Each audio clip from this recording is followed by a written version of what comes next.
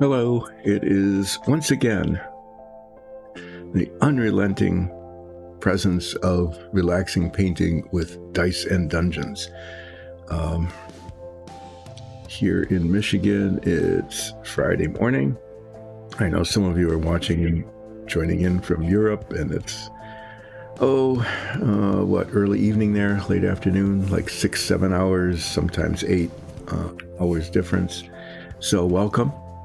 Thanks for joining, and looking forward to having kind of a productive day today. I hope so. I'm looking forward to finishing these centaurs. Hi, Leuven. Thanks for joining in. I appreciate it. So what I'm working on here is hopefully the end game of getting these centaurs completed. After I'm done with these, what is left? Okay. So what I've got left, just to give you a preview in terms of what has been primed, I have this gigantic beast of a thing. I don't know what it is. It is big and ugly. It's got fangs. It's got silly little wings, claws, various and sundry little flaws from the molding process. So I'm not sure I would start on this because I don't know what it is or even what colors it should be. I mean, it could be anything from purple to green to blue to, who knows, orange and red. I don't know if it's a demon or what, but that's there. So if I finish the centaurs before break, maybe I will ask Nikki and Alexis what this is supposed to be. Looks like some sort of demon thing, doesn't it? It's got a demon tail. Maybe it's like an archdevil or something. I don't know. The little wings kind of throw me off. The other thing I have, and this is primed in a different color, is I have a skull pile.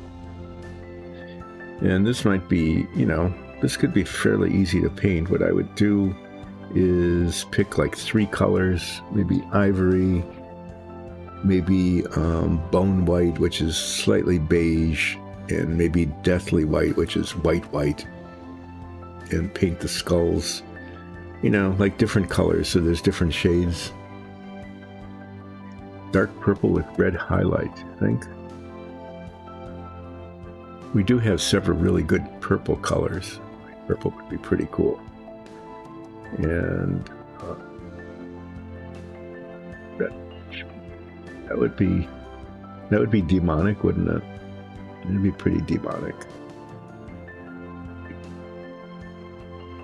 But the skull pile would be, you have to paint each one of the little skulls and the bones and things, and so I could use my head magnifier and do that, and then I would wash the whole thing in probably the Crusader skin color that I'm going to end up using on the centaurs. So unless I'm able to stretch these centaurs out for longer than I would expect, I may end up having to do something in addition later today. Let's find out.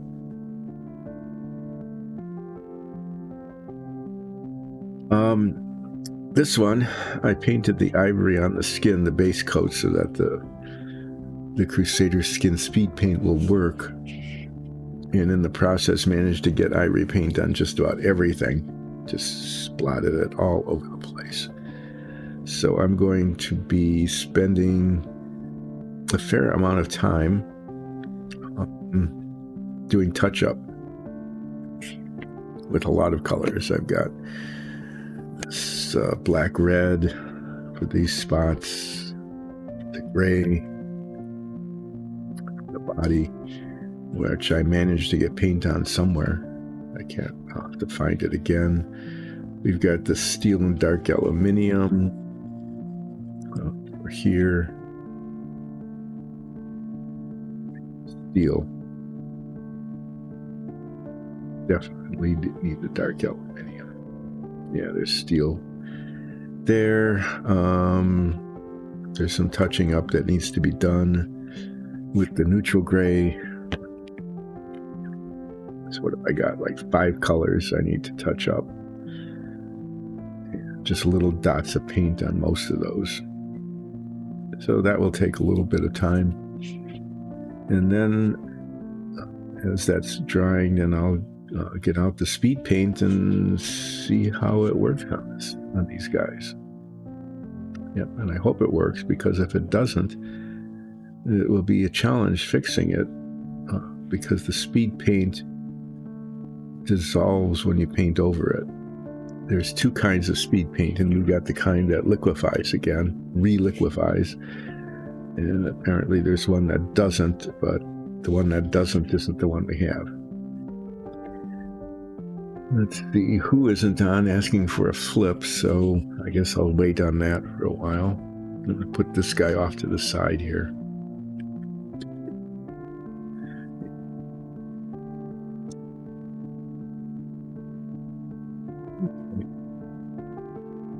Wasted 10 minutes so far. I have to waste a few more before I start painting.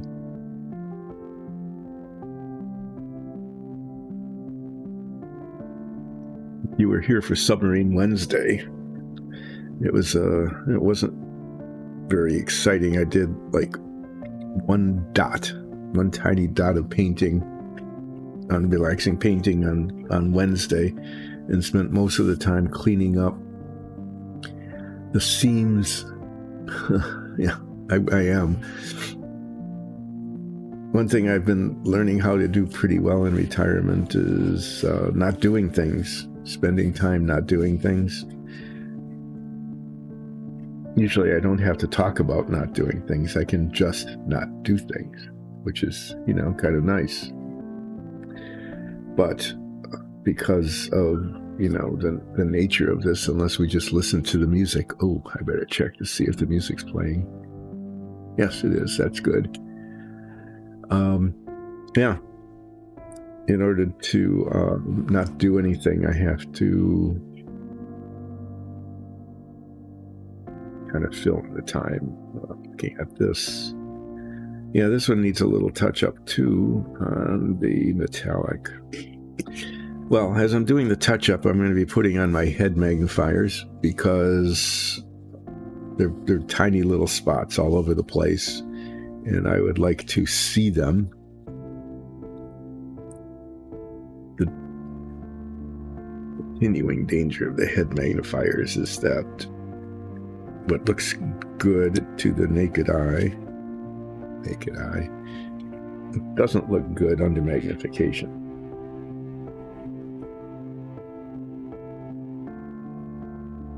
There's a tiny spot there of ivory that got on the steel.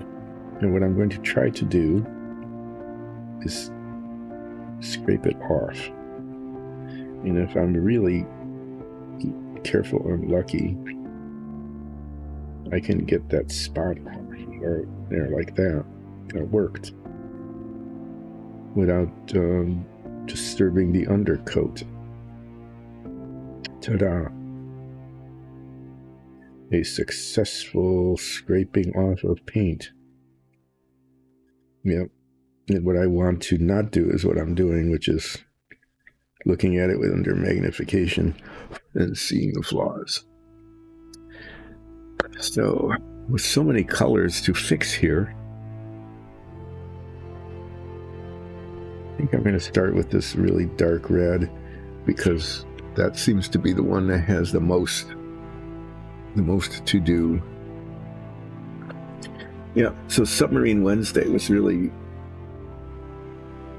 it was okay. I was filing and sanding and got the seams on the tubes so they don't show. At least that's what I hope. But then I started to try to fit them into the lowest deck, the base of the tubes in the lower deck. And it just doesn't work. And that's not good, because there's 16 of these, 15, plus the special missile launching one. And I played around with 2 of them, and I think they kind of fit. But then as I finished, what I did was I sanded down the bottoms of them by, not very much, like a 32nd of an inch or something. A tiny little bit, so that they fit into the wells, so that the base would fit into the little recesses in the deck. But then I became concerned, and I'll have to test this out next Wednesday, on Submarine Wednesday, is that these tubes have to go from the lower deck through a middle deck to an upper deck, and they all need to fit vertically. Okay. Now you would think that, okay, so that shouldn't be a real issue, but it will be potentially a significant issue, because I didn't check this, but the torpedo tubes might not all be the same length, or in their vertical stands the same height. The reason I'm concerned about that is manyfold. One is, by sanding down like a 32nd of an inch so that the base fits into the recess in the deck, I might have made them a 32nd of an inch too short, which would be a problem, because they need to fit snugly into the upper deck as well, which I'm sure they don't. Okay, I'm sure they don't fit there.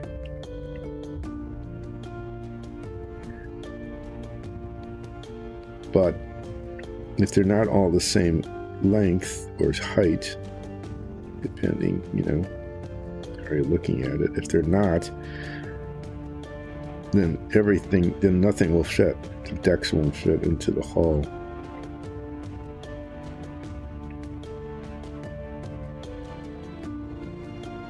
And I have some precedents for this from the tubes that held the periscopes and radio antenna.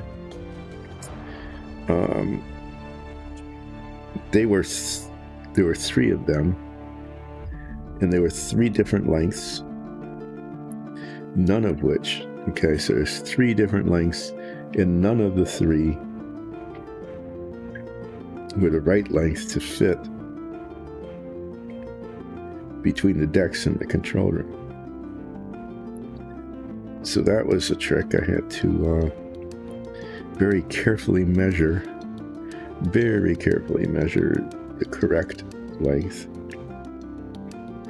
and file them all down to that, and I was able to do that, and they fit, and that's a nice thing. But those were just like 3 little tubes, not 15 large tubes. Anyway, this missile deck, which should have been, when looking at it, one of the simplest decks in a submarine to put together, at least in terms of painting, because there isn't much detail painting on it.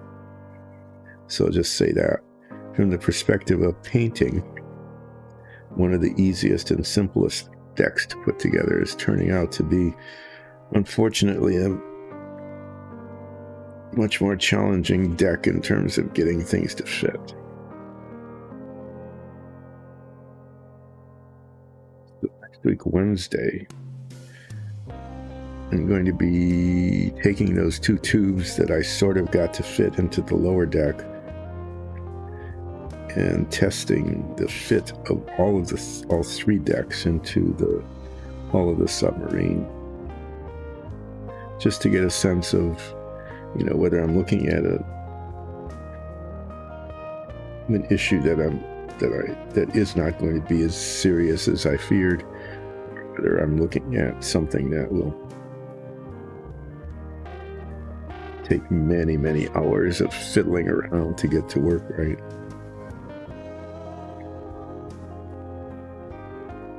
So if you're interested in a not very relaxing, not painting session of Dyson Dungeons, be sure to come back for Submarine Wednesday next week.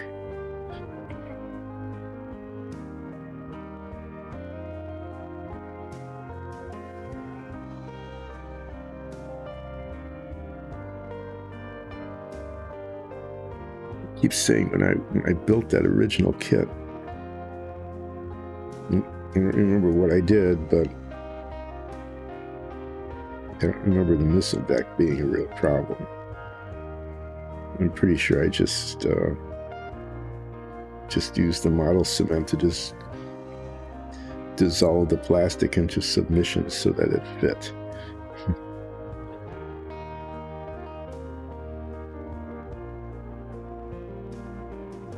And this is getting things to fit before I even paint them.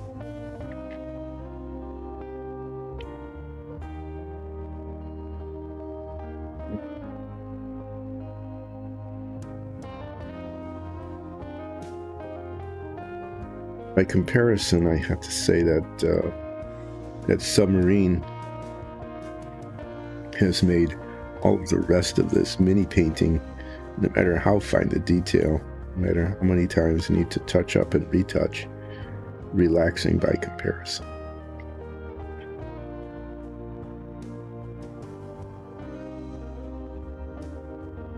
It's one of the reasons I'm kind of tempted to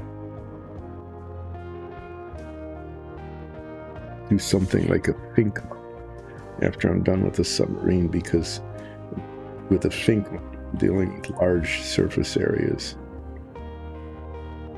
and not too many junctions between two different colors, that kind of thing.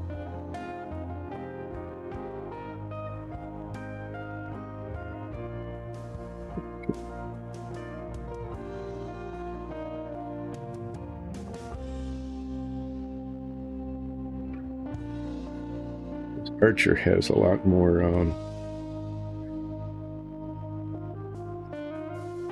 convoluted detail parts than the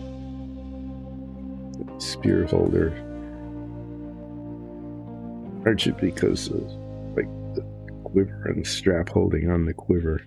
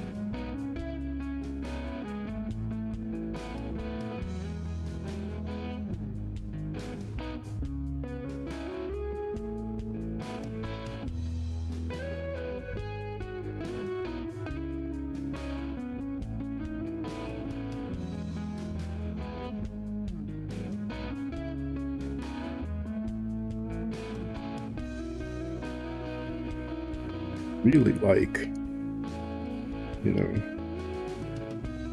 be like a batch of like 30 or 40 dungeon tiles. You could get out a huge brush and a big bottle of paint and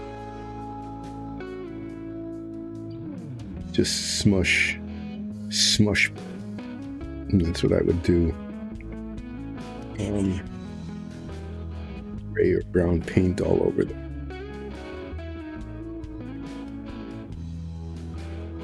Base coating dungeon tiles and then spreading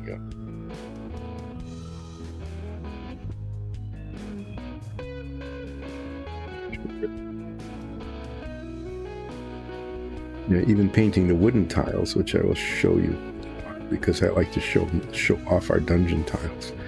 Even painting those where there's a stucco insert between some wooden beams that requires paying attention, getting the lines right.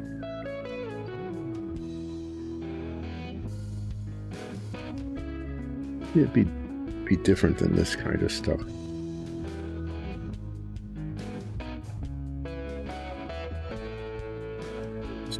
Before I put black, see, rotate it and see another spot. That's exactly what it's doing.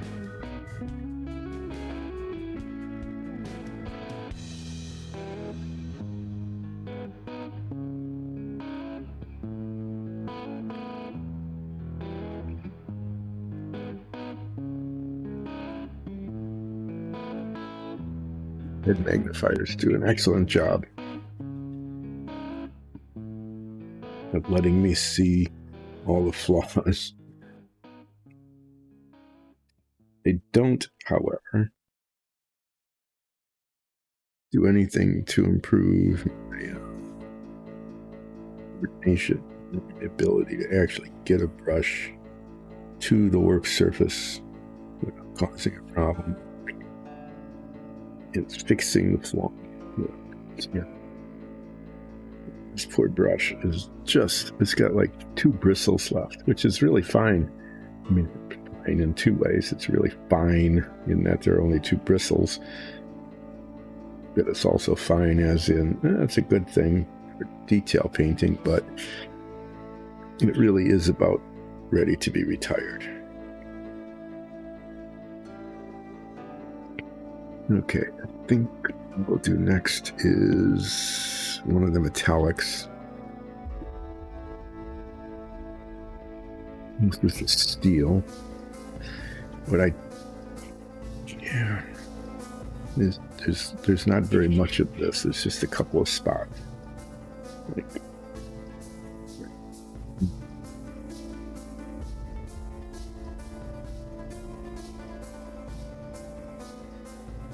Take it out of the bottle cap. See if I can get enough of it that way without having to squeeze out a whole bunch of it.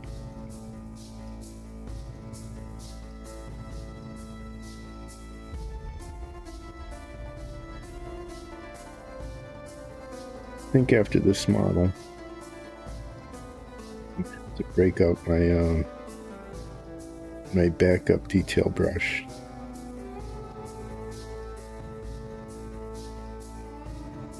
And then put an order in for some new ones. This is the second one I've used. The second one I've used up.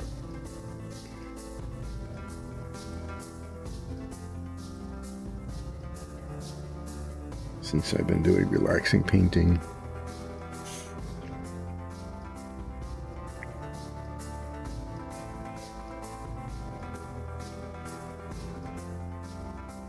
Blogger had made a suggestion about another detail brush, which I then didn't write down and now can't remember. So maybe old Blogger, if old Blogger gets on later today, can remind me what they use for this fine detail. They said it was like a sable, I think. A sable, highly detailed, pointy little brush that didn't lose its bristles. I mean, it's not a huge deal. These things aren't terribly expensive, but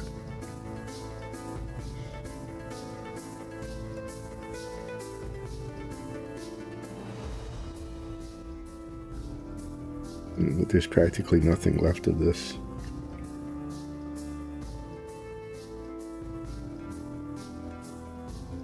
I'm going to keep this one and then mark it in some way because it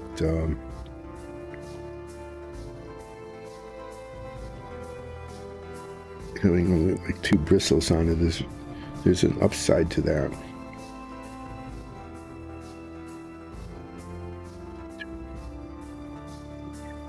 Assuming that my hand is steady enough, really fine detail. I think that's all there is to you. So this is a weird thing that I think it had to do with how well the pigment was mixed in the paint. I'm not really sure, because it shouldn't have made a difference. But if you look at these 2 next to each other, okay, this one, the dark aluminum, is the same, but the steel on this one is much lighter than the steel on this one. So there's less pigment mixed in with it. And I don't know. I mean, it is what it is. Unless I repaint one or the other, And then I might end up with just a third tone.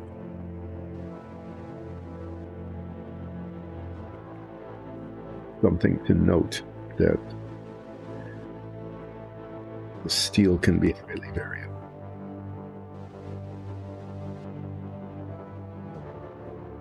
Got little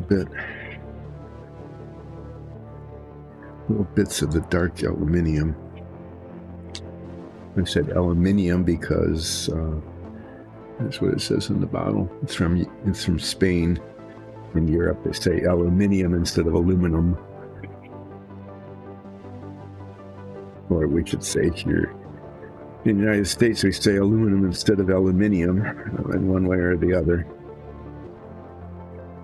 We say it differently. I don't know why. I don't know the origin of the different pronunciation of the metal. That could be a thing to look up sometime or talk about, I guess. Here, right on one of the ridges of the armor.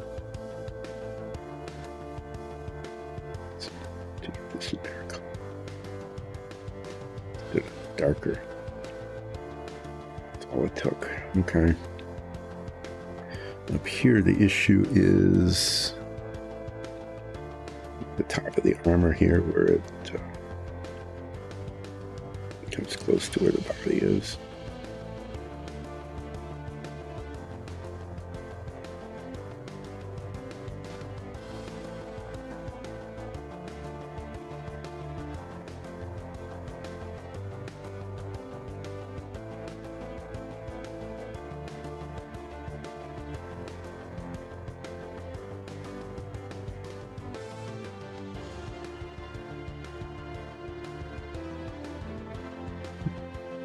This is one of those things. Put the paint on the brush and bring it up to the surface. And the brush is exactly the same color as the surface underneath, making it very difficult to see where the tip of the brush is.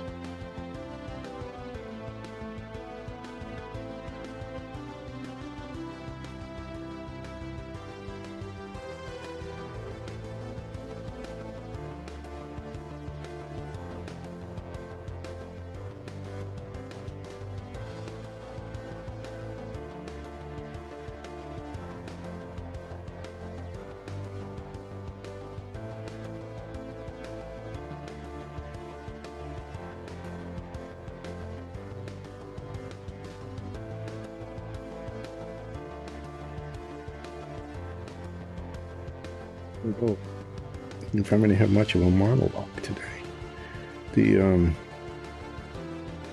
So far what I've been doing is talking about worn out paintbrushes and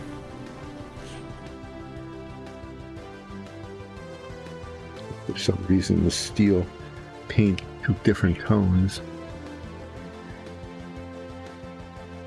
Hi, Who. Yep. It's a good time for a flip. I was finished with doing 3/5 of the touch-up colors. To do touching up with 5 different colors today. Yep, I am.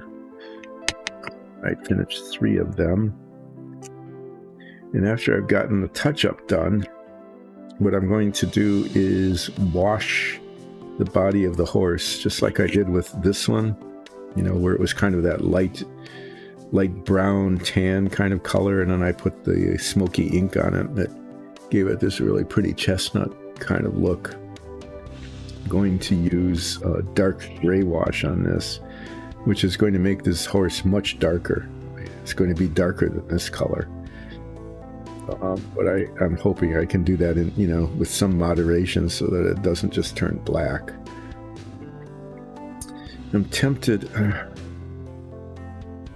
have this gray wash, this light gray wash, but I don't think that would.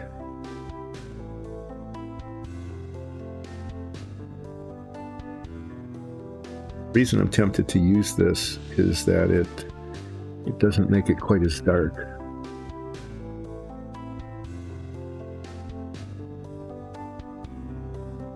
Yes, there are 2 centaurs. This one is almost done. I've almost broken this spear already 3 times today. I almost did right there. I bumped into it as I was picking it up. Before the stream started, I dropped it. I just totally dropped the thing. That was not good. It almost broke the whole thing again, but I was able to kind of catch it with my foot, actually, to break its fall slightly. And then I bumped the front of the spear once, just moving it around. So I don't know if this thing's going to survive the day. So I'm thinking, this light gray wash will not darken the horse part of the centaur as much as the dark gray would. But I'm not sure it would give it the highlights that I want. What I can do, although it takes a fairly long time to dry, is I could start with the light gray wash and put it on there and see how it looks. And if it turns out okay, then I can, then I'm done with it. And if it doesn't turn out okay, I can do the dark wash over that later. Let's do a flip. Let's do a flip with the... Oh, I was just shaking it because why not? I have this thing that you like, and there we go. I know who really likes that effect a lot.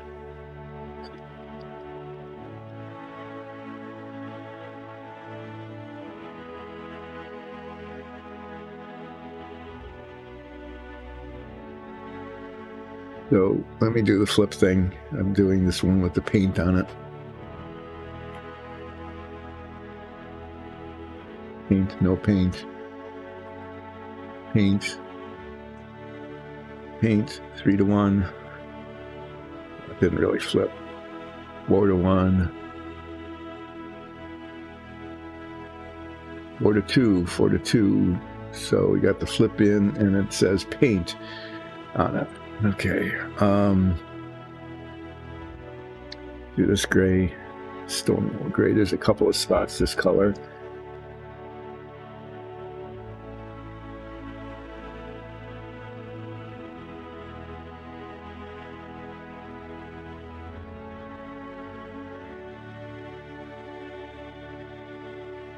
Okay.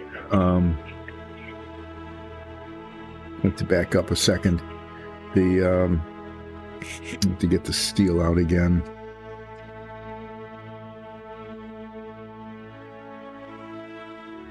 There's a spot on the top of the quiver that I missed. Right there. There's a little spot of ivory. I need to move the camera this way. Aim it up that way if I can. There. To get things more on camera today.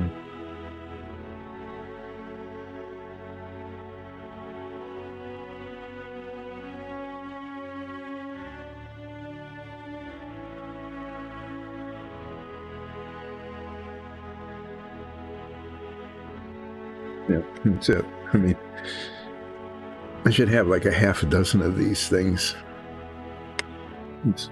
so that I could just pick up one brush and go to the next color instead of trying to clean it out and get rid of the remaining 2 bristles.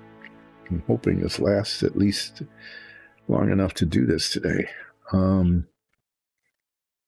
So there were some spots of this stone gray that needed touching up, and I'm going to have to just look all over the body of the horse to see where they are. I think there were a couple, some spots where the straps are for the holding on the armor. Just that needed to be corrected.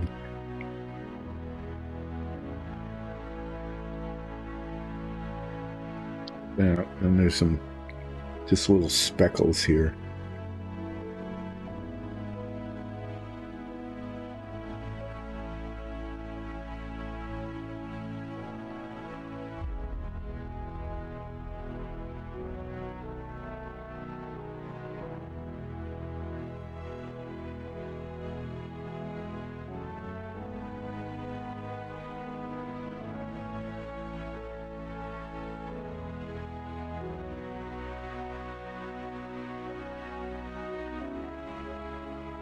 Yeah, I'm not seeing anything else. I don't see where I've gotten any ivory on it.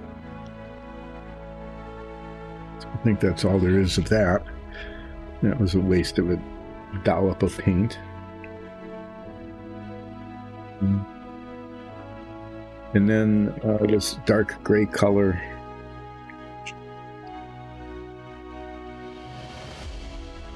There are some, I can do some fixing up around where the root of the tail here.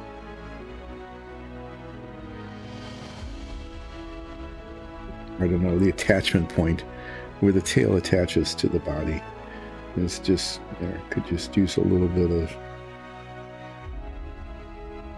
changing.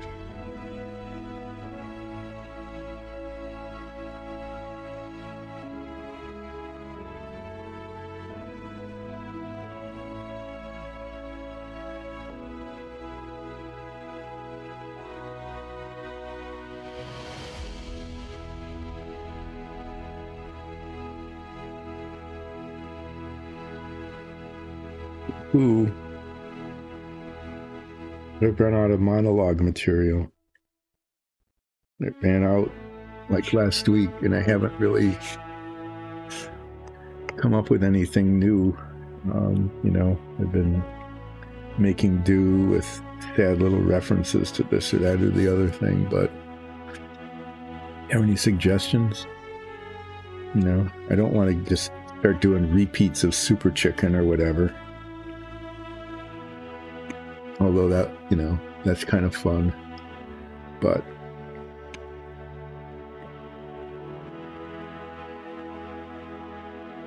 I think people come to relaxing painting just to hear about the same thing over and over and over again. Maybe they do, I don't know, but I don't get that kind of feedback.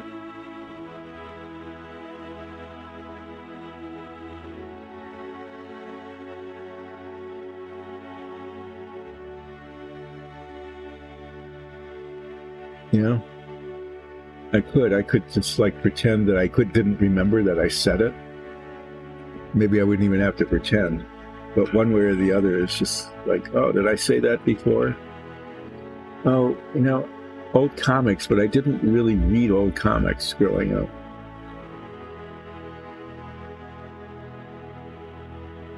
I didn't.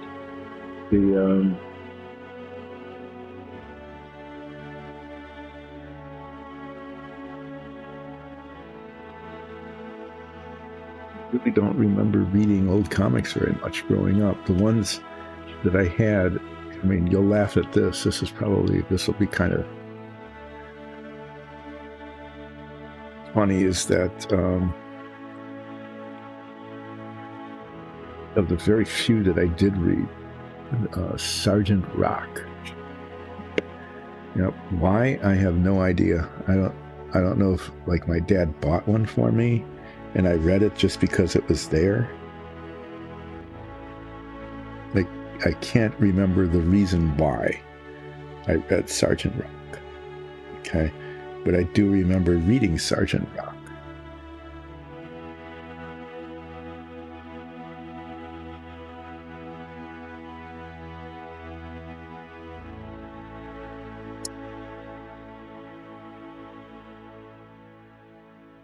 Sergeant Rock was, World War II.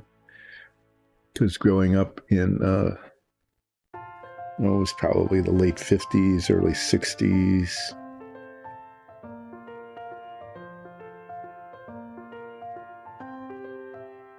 I was pretty young. I was like 8 or 9. So it would have been like right around the turn of the decade. For some reason, I had some Sergeant Rock comics. The thing about Sergeant Rock was that I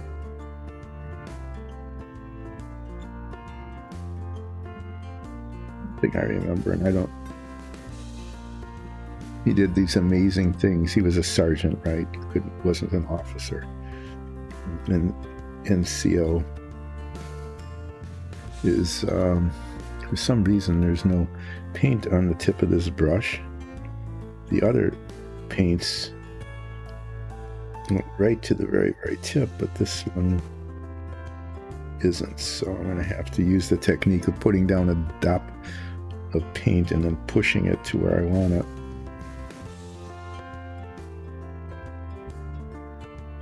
Yeah, this is just not cooperating. So, yeah, Sergeant Rock, somehow or other, I remember this, was able to take out a German Panzer with his bayonet. You know, I don't know why he didn't have his firearm working. Not that it would be very effective. He was able to disable the Panzer with his bayonet.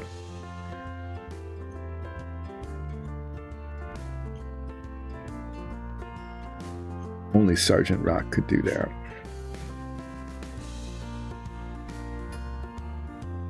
In the comics. Come on. I'm getting tons of paint on this. Just gonna have to put it, like I said, I have to put a blob of paint on the surface and then push it up to where I want it, because it's not adhering to the very tippy point of these two bristles that are left on the brush.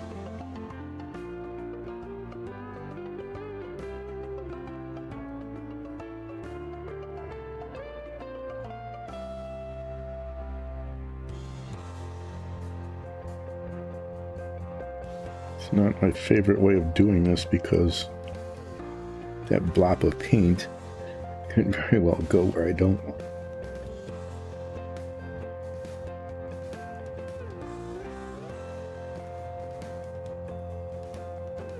So I think, you know, I mean, one can imagine beating your bayonet knife against the side of a Panzer tank.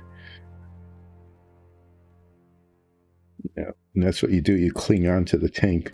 If you're clinging onto the tank, like right onto it, unless somebody comes up out of the hatch, which if they did, it was kind of missing the point of being in the tank, which is to be away from a potential source of, you know, gunfire. The tank can't get to you. You know, it's definitely, its turret gun can't reach you, and its machine guns can't reach you if you're just clinging to the side of the tank. But I think the way he disabled the tank was by jamming his bayonet knife in the treads, and then the tank stopped moving. Yeah, the crew opened the hatch, then he threw a grenade in or something.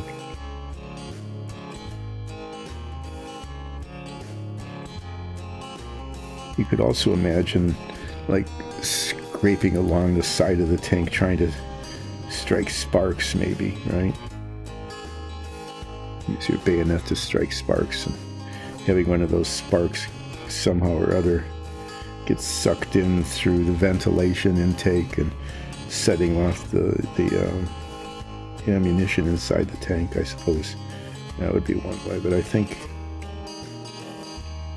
the way I remember it is that Sergeant Rock disabled the tank with his bayonet by jamming the treads, forcing it to a halt.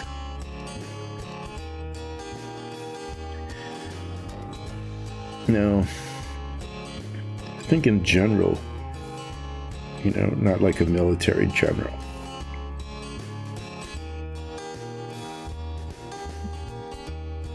if you're a general, you should pay attention to this. The tanks are not good in close-up combat. They just aren't. Their weaponry is not, it's not designed and or capable of doing anything up close. And so, like, if they get swarmed by people who are just climbing all over them, none of their weaponry can be focused on the swarmers. So the crew of the tank has to expose itself to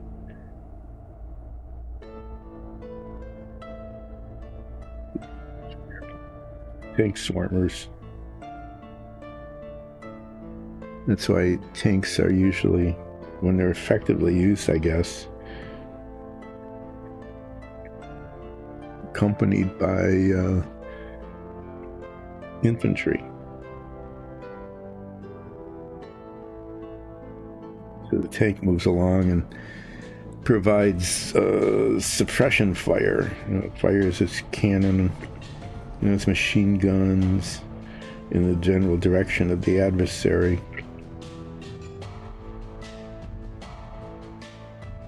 Getting them to either run away or take cover, or at very minimum be ineffective in their shooting. Because that's what's going on. Everybody's shooting at each other.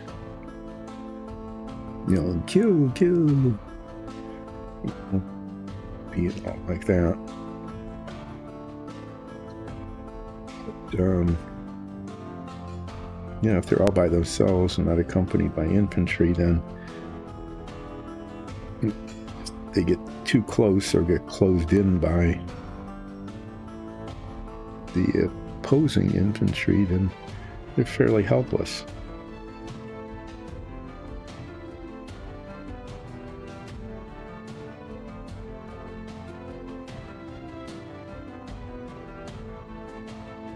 Yeah, so I read Sergeant Rock for a reason. I can't remember why.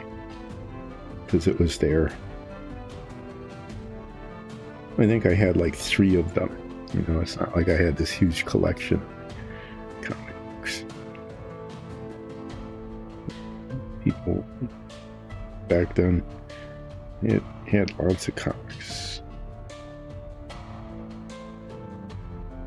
Especially the Superman and Silver Surfer and Batman and touch your finger to the wet gray paint and then touch it to the surface of the arrow of the bow, so that the bow that had been nicely touched up now needs retouching touch up. Yep, it's important to do that.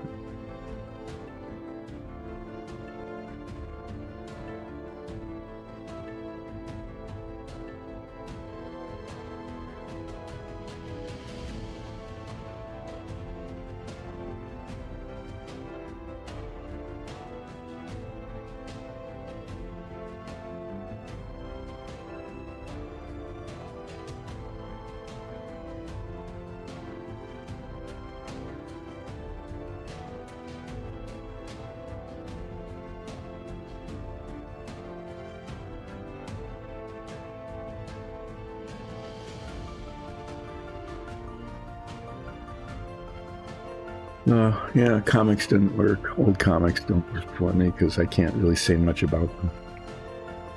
I imagine I might have had a couple of others, but I don't remember them much at all. I think part of it was because, I was kind of, what a shock, right? Kind of a nerdy kid. And what I read mostly, because parents got a subscription to this book club. This book club had 2 books every month. I think it was every month. I don't know. Maybe they were more often, but I think it was monthly.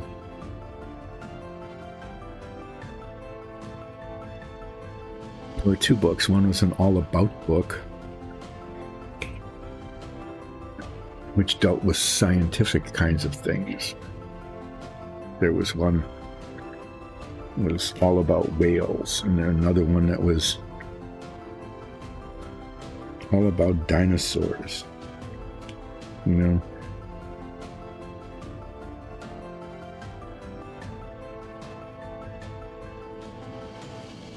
All about things like that. I had Still have them. They were fascinating books. And they were actually written, many of them were written by pretty famous people.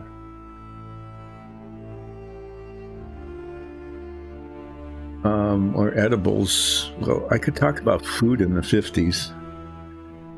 You know, growing up in a 1950s typical kind of urban, we weren't really suburban, we were urban household. But yeah, these all about books are really cool. Like the one about dinosaurs was written by a guy named Andrews. Okay. And if you look up Andrews, you'd find out that Andrews was a very famous paleontologist. Actually had a dinosaur named after him, a Protoceratops andrewsi, that he and his team, you know, and the leader of the team always takes credit for everything, found in the Gobi Desert, and they found some of the first dinosaur eggs there as well. So this book all about dinosaurs, although, you know, learned a lot of things about dinosaurs since then, so what they were saying wasn't always correct, was actually pretty cool, because the book was written by the guy who had a dinosaur named after him and who discovered the first dinosaur eggs. And so there was a whole chapters about that, along with, there weren't photos, but there were line drawings of these things. And then the other book that came with it was a history book. You know, so there'd be a book about Sun Yat-sen in China, and just all sorts of different things that you wouldn't ordinarily read about. I think they were called American Heritage History or something, although they weren't always about America in the sense of United States America. But that's what I read, a lot of those. And then I'd go to the library and get books about airplanes. I was very much into airplanes, so I'd get Jane's book about military airplanes that had all the specifications, you know, like how high it could fly and how fast and everything. There was a great fascination comparing the information that was available about U.S. and NATO country fighters and bombers compared to the ones that the Soviets had. And the Soviet planes were always given really cool nicknames, you know, like bombers always had a name that started with a B, so there was a bison and a badger and that kind of thing.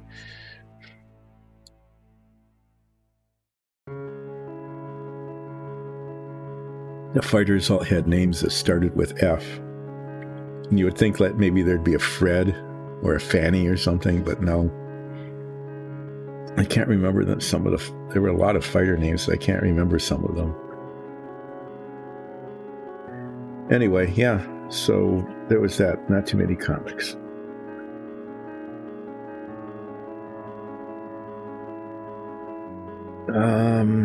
Yeah, I think it's time to start.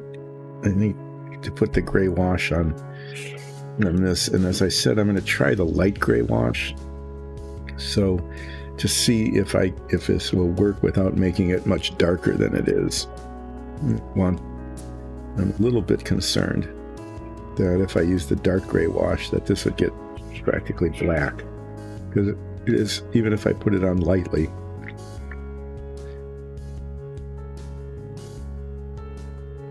This brush is a mess.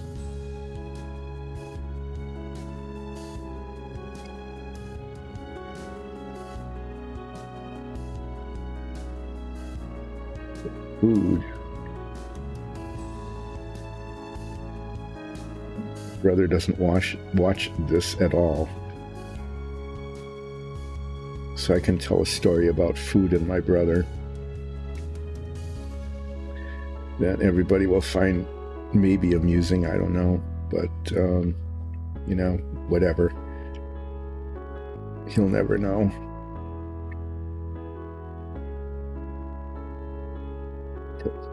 anybody who's paying attention to this isn't going to be able to find my brother anyway. So tell that I told this story, but when we were quite young, he was probably like 5 years old or something.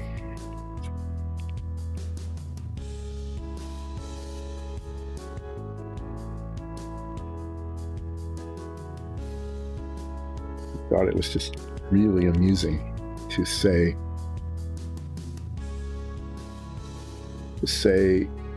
French fried grasshoppers. That's my favorite food. Yes, it is. And he'd tell people that, like relatives would come over for birthdays or whatever. I just love those French fried grasshoppers are my favorite food. Now, how in the world, I don't know where he ever heard about French fried grasshoppers. Yeah, it is. It's kind of like that. I think there's a lot to be said for the time when people would listen to their elders telling stories. We should go back to that instead of having YouTube or TikTok or whatever. Sitting around the fireplace or just an open fire if you really want to go back. You go back to oral tradition. And then the elders and their stories were really important because there wasn't any writing.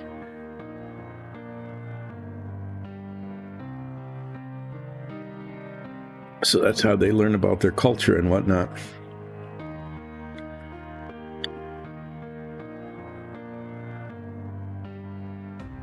And people like me would be, at least to their face at least, kind of respected within the community as opposed to just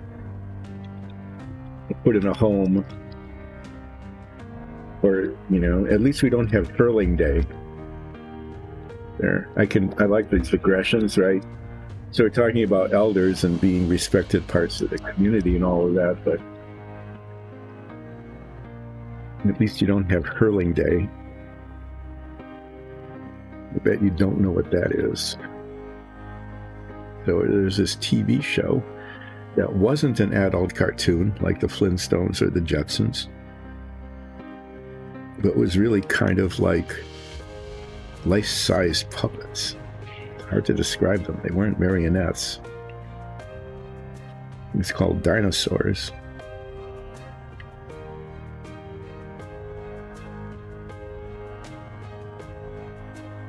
This might work. Let's see if I put it on and let it build up in the recesses and crevices. It's called Dinosaurs. And it was a little bit like the Honeymooners, kind of. Those kinds of shows, or maybe like all. Anyway, it was dinosaur puppets. Not like Muppet puppets, but like people in costume kind of puppet things. It's kind of interesting. I remember it being kind of really fun. But one of their traditions was hurling day. So when the dinosaurs, in this case Grandma, got to a certain age, basically consuming a whole lot more than they were contributing, right?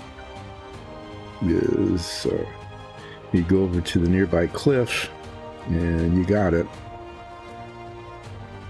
It's like, my time has come. And they have a big celebration and on and on and on, and kind of party, and then they hurl Grandma over the cliff. So at a certain age, everybody had a hurling day. At least we don't have that. There used to be jokes about Inuit cultures or something putting their old folks on an ice floe, saying, have a nice cruise, enjoy your ice floe, that kind of thing. So I like the thing about sitting around the campfire, listening to the oral traditions of the tribe, and respecting one's elders that way. That's a much better thing than Hurling Day. This light gray kind of works, I think. Maybe a couple of layers of it. It'll be less shiny once it dries, but it highlights some of the features of the horse part of the Centaur without turning it really dark, like the dark gray wash would have.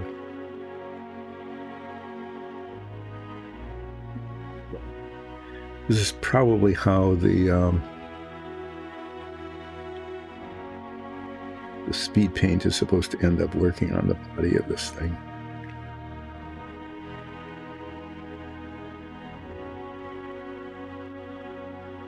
Anyway, Dinosaurs was a really cool TV show, and I don't know if you can find it on one of the old streaming services. It'd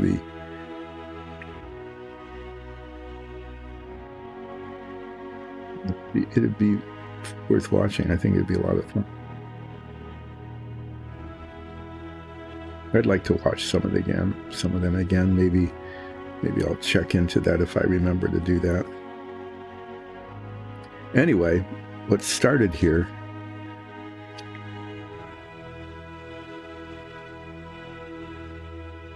Dinosaurs is not a documentary, but it was a really fun TV show. Lasted a couple of seasons. Always looked forward to the new episodes. But where I was going before I got distracted by talking about Hurling Day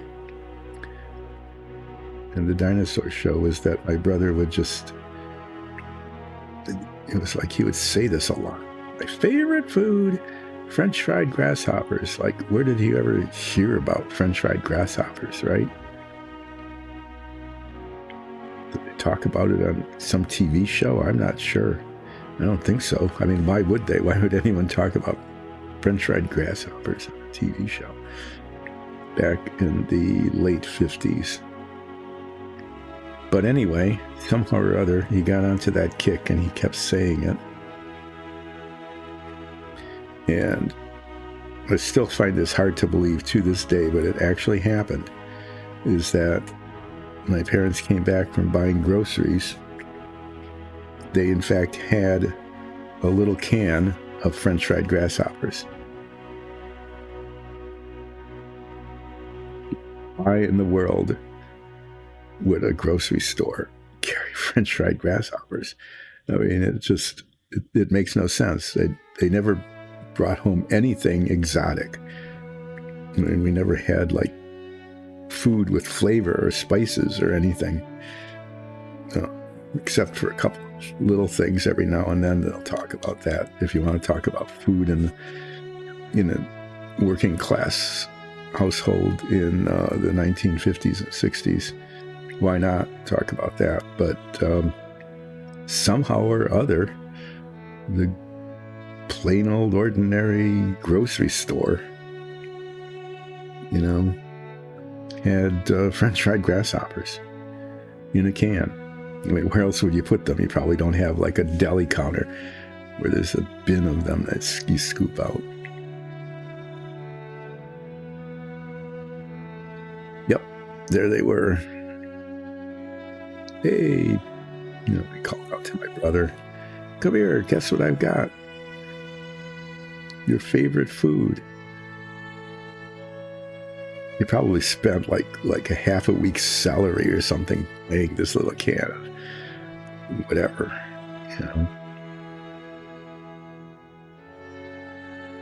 But anyway, it was like, yeah, it's your favorite food. I've got your favorite food here. Come and get it. And we all stood around the table.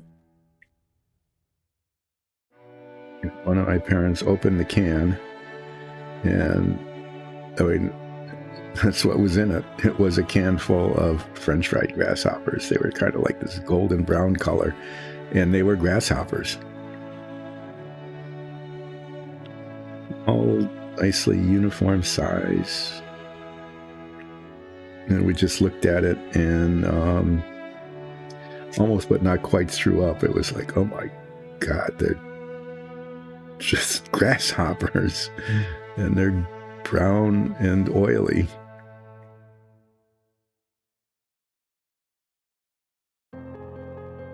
Anyway, it turned out that, in fact, French fried grasshoppers were not my brother's favorite food. We discovered that immediately.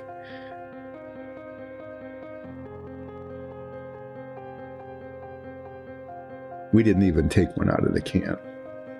You know, it was, you just looked at it and went, no. Not even going to pick one out. Definitely not with one's fingers. Not even with a fork or anything. But my brother never talked about his favorite food being French fried grasshoppers anymore.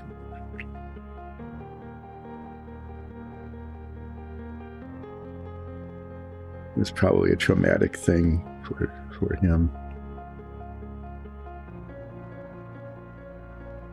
To be confronted with the reality of what one thought was just kind of a funny thing to be saying. Yeah, it's kind of a funny thing. Yeah, that's what it is.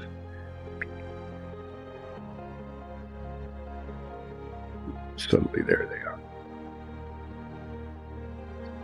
And glistening in the can.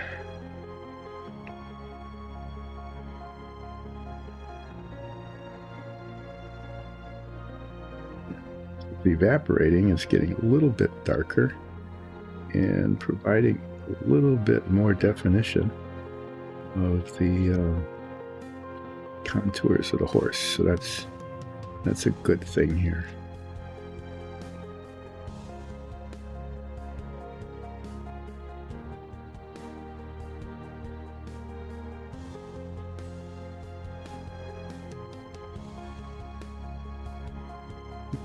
That's it's an anecdote about a family anecdote about food in the late 50s.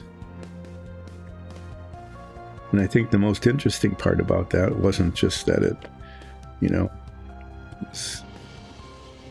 stopped my brother from talking about French fried grasshoppers, but that, in fact, there was such a thing. There was such a thing, and it was, in fact, available at the supermarket that was like 5 blocks away from our house.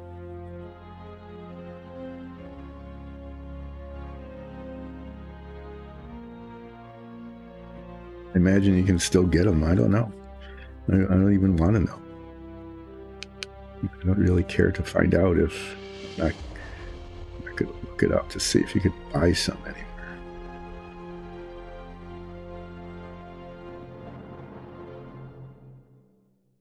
But if you do, for some reason, get curious about them, be prepared that when you open the can, what you're going to see are golden brown, glistening, uniformly sized grasshoppers.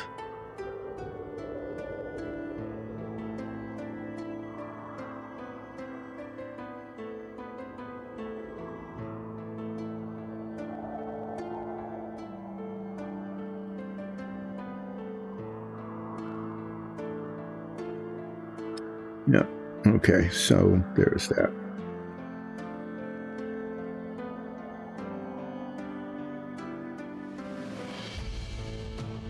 So our household did not have a group, and like I said, a working class family in a Midwestern city.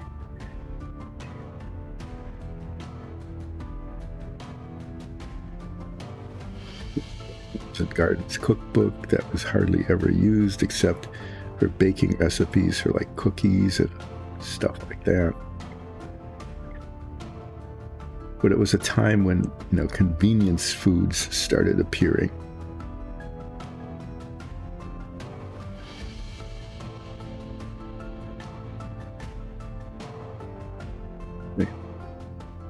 TV dinners, which would be advertised on TV. Swanson's, I think that was the brand that came out first. It's not an ad for them. I'm just saying that I think that's the one that showed up. And they show it on TV, and because they were TV dinners, right? Of course, you'd advertise them on TV. It was a thing to do. It became. I'll just start out by saying they weren't all that good, and they weren't all that large. I meant to say that you didn't get much of a meal with them. There were these, back then they were just these aluminum trays that had aluminum foil. There was a lot of aluminum then, a lot more aluminum than there was plastic. And you'd get them, and they had like fried chicken and Salisbury steak, and they came with meat, potatoes, and a vegetable. There was always some sort of potato, like mashed potato, or maybe French fries or something, and the vegetable was corn or peas or mixed veggies or something. Later on, it got really fancy, and there was a fourth little well near the top between the veggies and the potatoes that had a dessert of some sort, which was usually like some sort of mushy thing with berries and crumbles or something.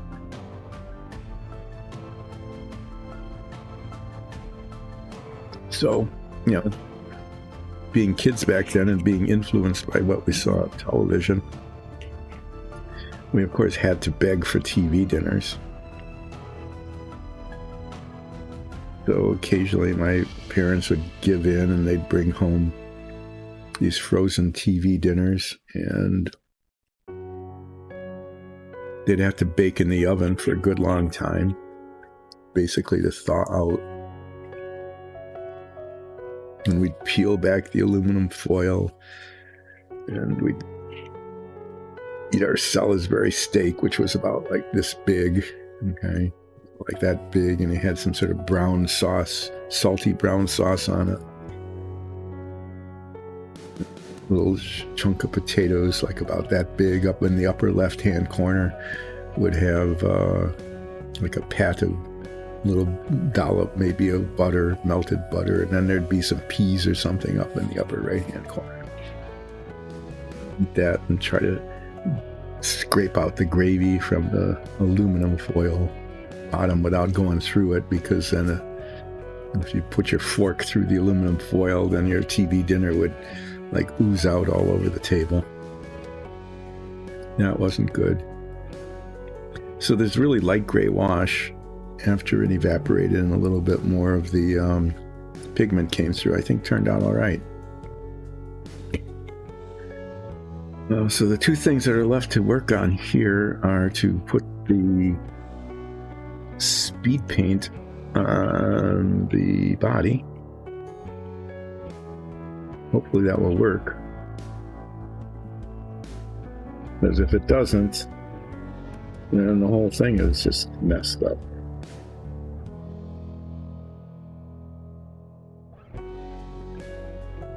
Anyway, yeah, so these TV dinners came out, and they were just weirdly an exotic treat. To have a TV dinner instead of like a real meal with hot roast and mashed potatoes and things like that. Kind of a weird thing, but when you're a kid, it's something new and exciting, and we saw it on TV.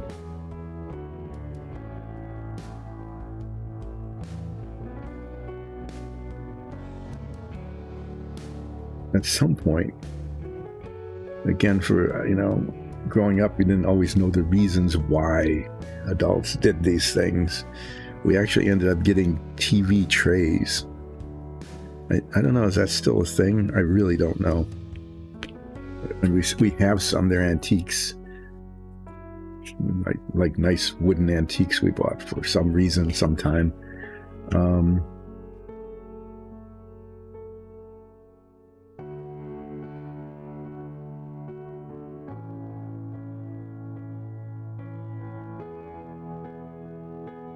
It's called Crusader Flesh, and it's very orange.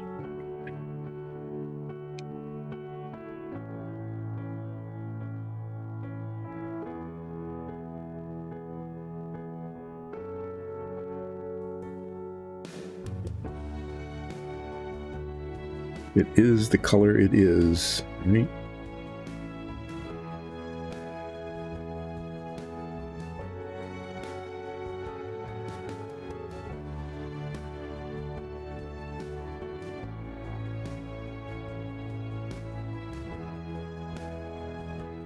Not particularly thrilled with what this is doing, actually, but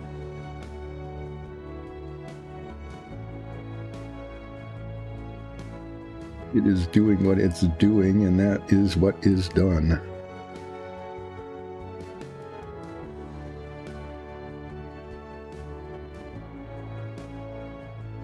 Yeah, so they were metal, usually painted in some fashion.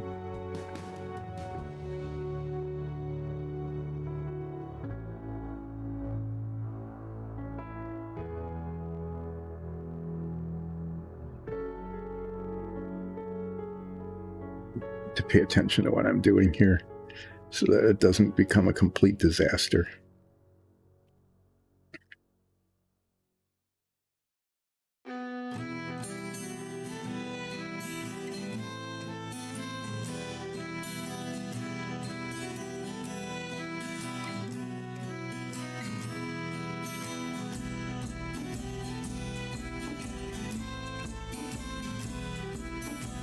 Supposed to be put on like a heavy coat like that, and then the darker pigment is supposed to get into the nooks and crannies in kind of a uniform way.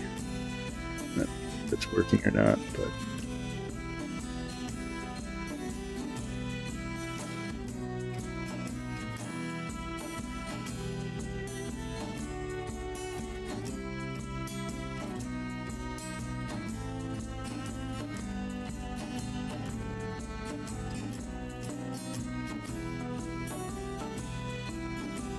I think these work better on larger surfaces.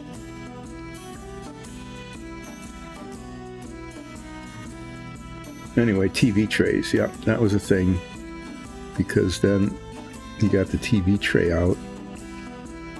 There's this sort of, but not quite, sturdy metal tray that unfolded.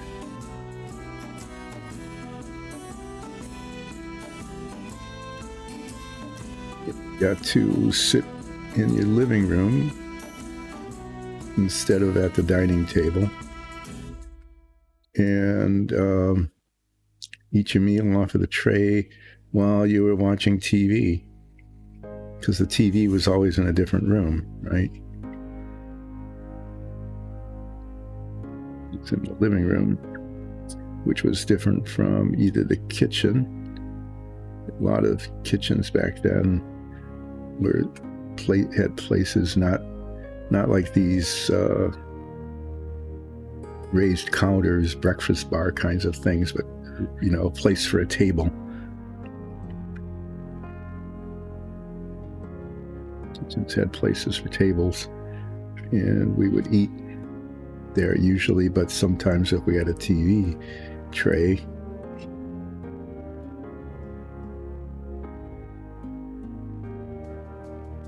we could eat in the living room and watch TV. Okay, I'm going to try this because the front looks just really yucky. I'm going to just use this big brush and try to get a more uniform look to this. Right now it looks like it's just kind of scorched.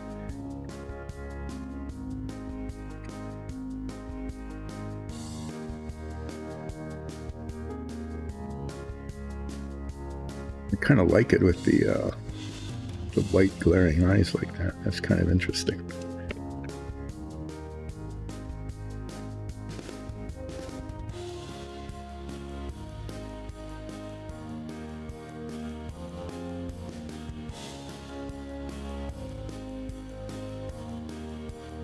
Well, I can't say that I'm a real fan of this speed paint effect here, but it is how it will turn out. I can't do anything more about it because the speed paint will liquefy if I paint over it. So this is how the Centaur turns out.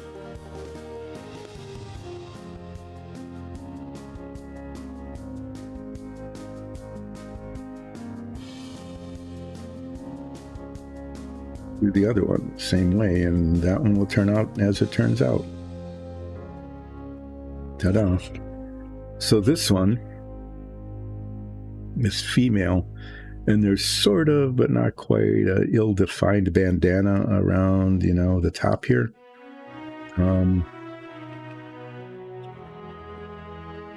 I'm not putting it on because, you know, why should she be sort of more dressed than he?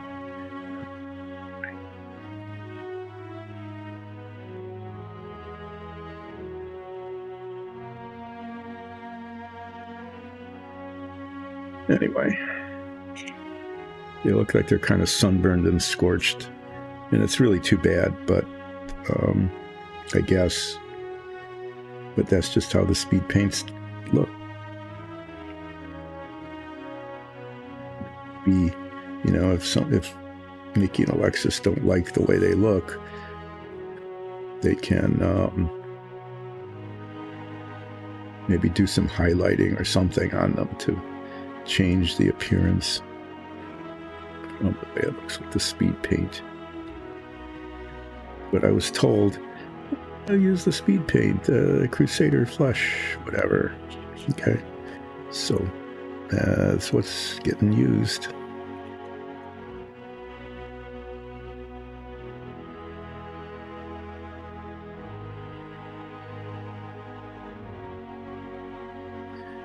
It'll probably look okay on camera.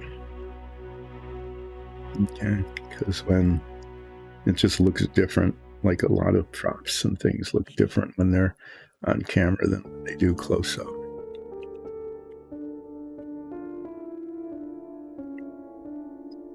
This is not something I'm likely to do again.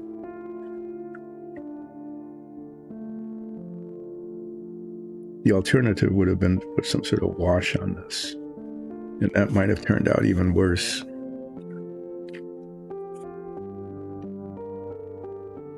Oh, speaking of wash, yeah, I forgot. I can still do that. I can still fix that.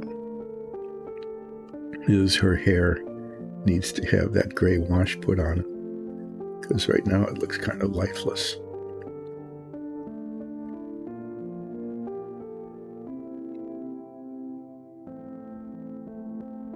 But I can fix that.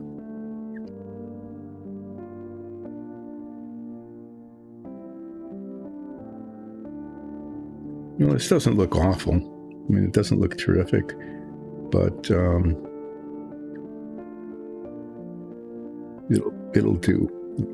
This yet another adequately done mod. Not amazing, but adequate.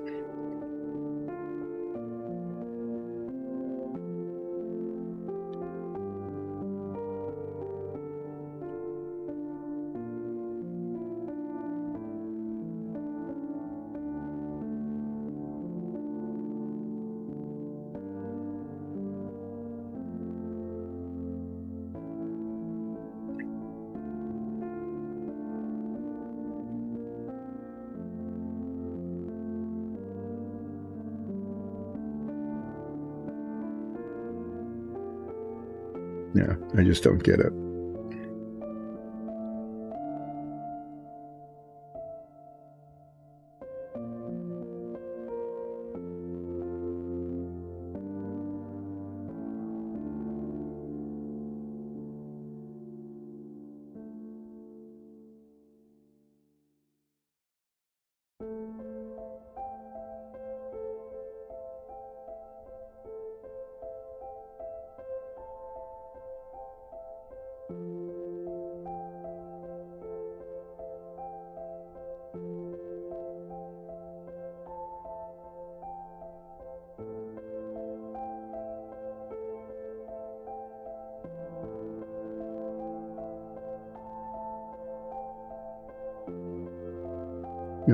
Yeah, okay. Look at it from the top, and suddenly there's whole areas that were not touched at all.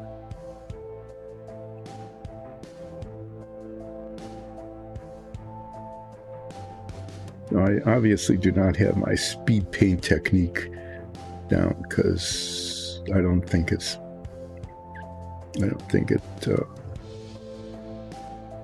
I mean, it's not awful, but I don't think it looks that good. But it looks like it's going to end up looking, because there's not much that can be done about it now. Nope.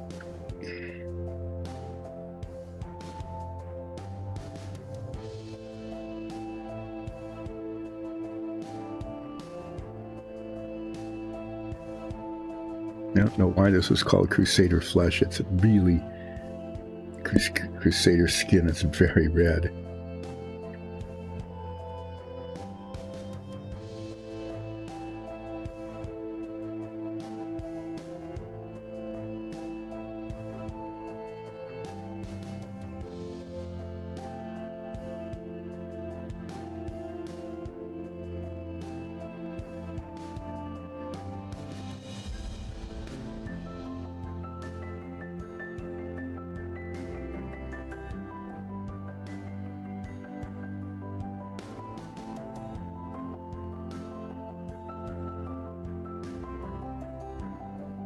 Crusaders.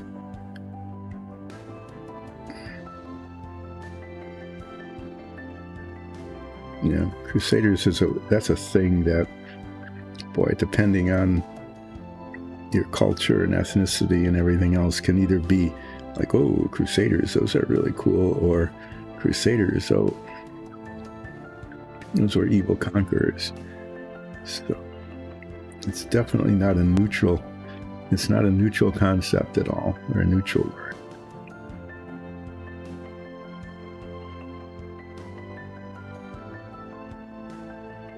But that's what the jar calls it. So that's what it is.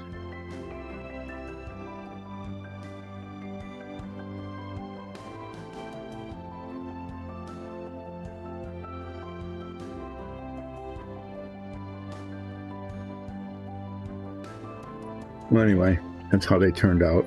And I just need to do a little bit of this light gray wash just on the hair here.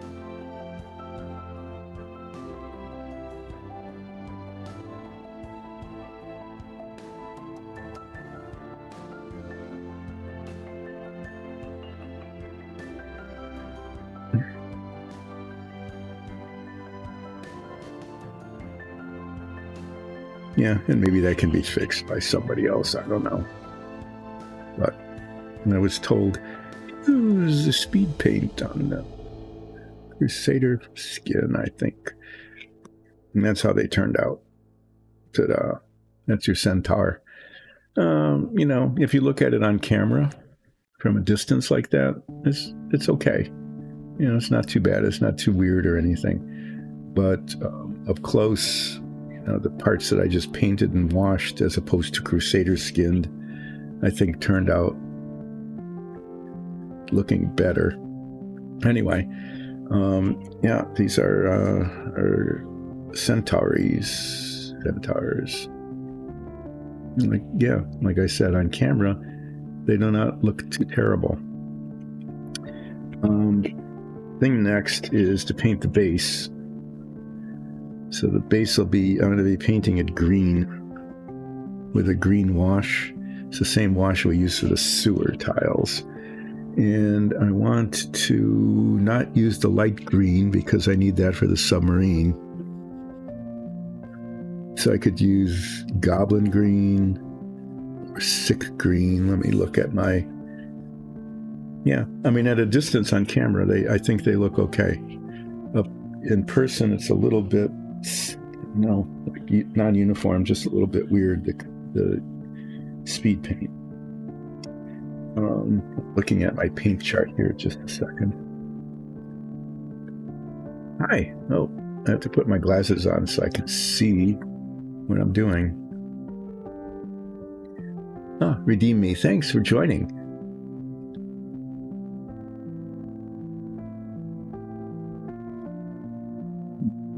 Thank you so much. That was very nice of you to say.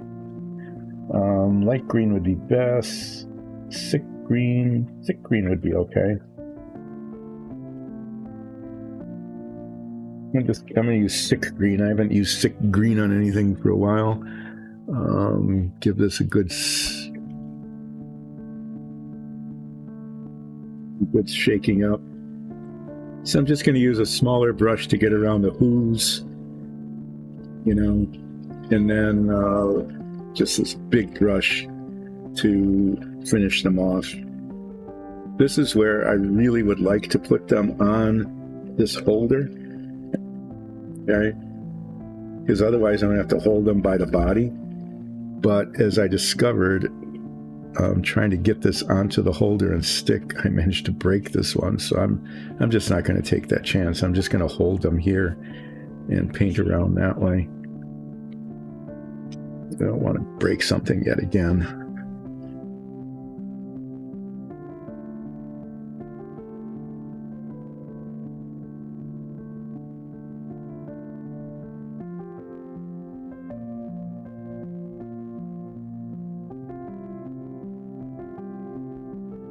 Nice yucky paint buildup here. You'll get that in the nozzles sometimes. The cap doesn't fit like totally tight around the no nozzle.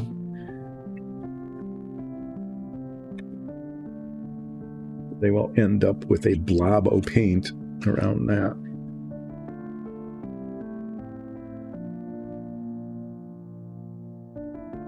I just want to get up to the hooves, not paint over them, but paint around them so that I can use the larger brush then to fill it in.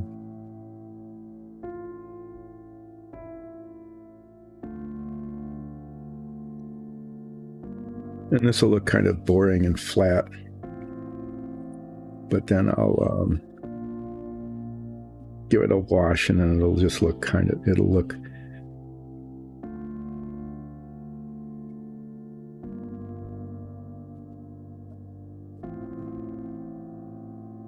it'll look like the moss, the muck growing on the sewer tiles is what it'll look like. If you haven't seen the sewer tiles, you won't know what I'm talking about. But if you want to see the sewer tiles, you should look up older episodes of our Dungeons and Dragons campaign on YouTube. And there were several times we had boss fights in the sewers, and our sewer tiles are featured. Sewer tiles are really pretty cool. There's a trough in them, most of them, and they're multicolored. Like the base coat is gray, but then we paint green around the edges up from the center, up on the walls, to make it look like there's like algae growing. And then right down in the middle, it's darker, like a black wash. And we put a little rivulet of epoxy down the middle to make it look like there's water, or, well, sewage, basically, because there's sewer tiles draining down the center of them. And they're, the same sort of magnet bases that the rest of our tiles have. So you can have multiple sewers. There's drain pipes that drain into them. And those are pretty cool looking. Grates, metal barred grates in the sewage will flow through those. And like our party, whenever we encounter bars, a barred passageway, we have to spend time trying to get through, even though the bars are there, because the DM doesn't want us to go that way. So we have spent sometimes, like a half hour of game time with crowbars and explosives and chisels and brute strength, trying to get through a barred passageway. Until, at one point in one of the episodes, I remember this, the DM just says, metagame time, you can't get through. Because we were just spending so much time not following the storyline, but trying to get through this barred passageway, because that's just what our party does. We can't let a challenge like that go unattempted. But then it was like, oh, okay, you try one more time, just to make sure. Or you do insight check on the DM. But you can't do an insight check when the DM is metagaming so that the plot can move on. Insight check on the DM. I rolled a nat 20. The DM is telling you the truth. You can't get through.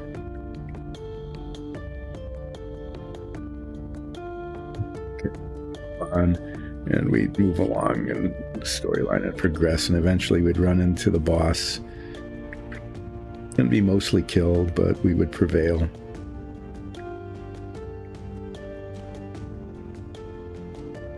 Only a couple of us have been mostly dead a couple of times.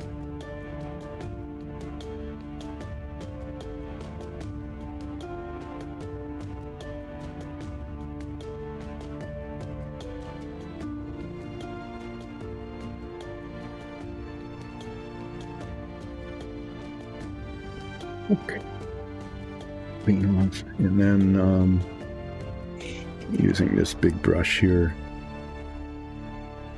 just finish painting off the top. I'll rotate this way, and then I'll have to pick it up by the horse so I can paint the edges. Like I said, I would usually use one of these sticky tack holder things, but they're too big and heavy. And I tried one once and I broke the base. There isn't any sense repeating that event. So I'll just do this. Not my preferred thing, but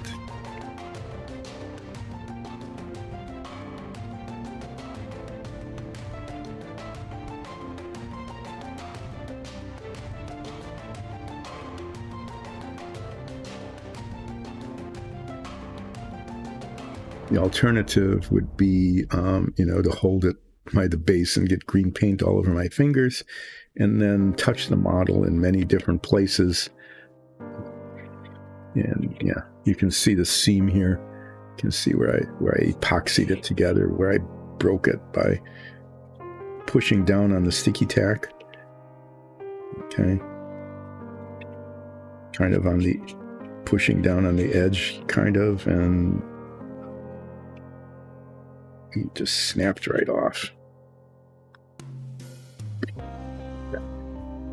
Fortunately, it broke off just on the edge of the hooves.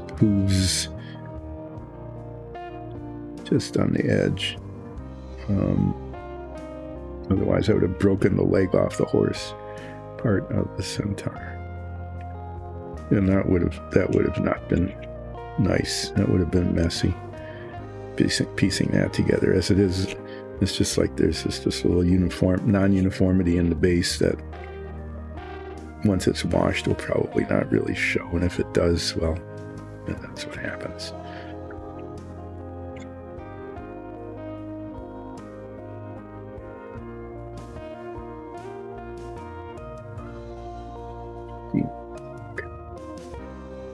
This dries pretty quickly, and I want the base to look kind of blotchy.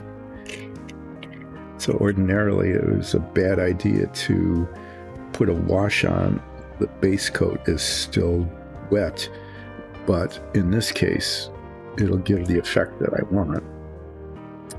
So if I can get these brushes sort of clean to before break. Look at that. Yeah, so much paint on the brush. Yuck. This brush does hold a lot of paint. I need to have an alcohol bath, I think. And I need new wash water for sure.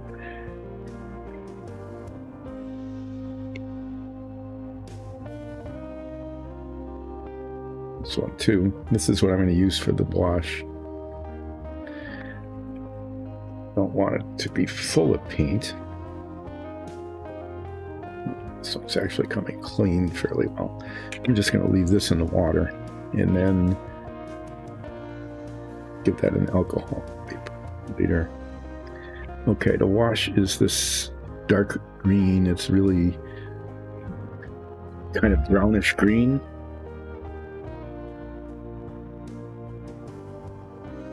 And I'm going to be dabbing it on because I want it to look non-uniform.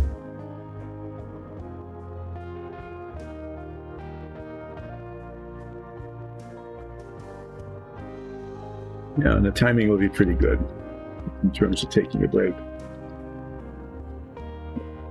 And then I have to figure out what to do with the last half. The post-break portion of relaxing painting.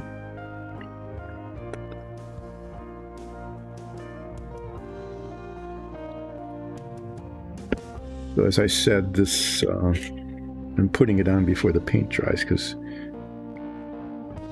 I want it to look, I want it to not be getting green paint on it from my finger, but I want it to look splotchy.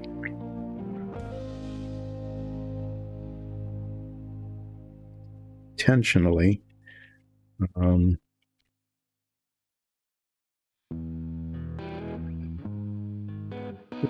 wash on in a very non-uniform fashion.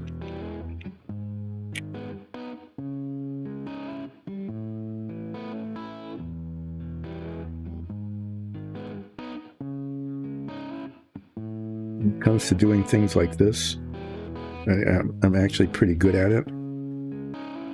It's like, make it look kind of, splotchy and messy. It's like, oh yeah, I can do that.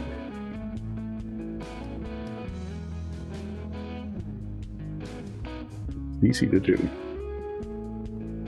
I want to get the edges so that if they show up on camera, they're not just blazingly bright green. I'm holding it in an odd way because I've got green paint on my index finger. Yeah, I did.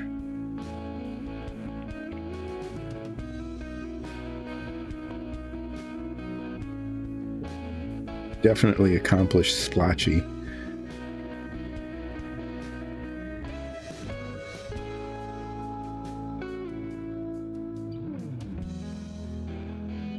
As dry as it should be. Oh, what's that?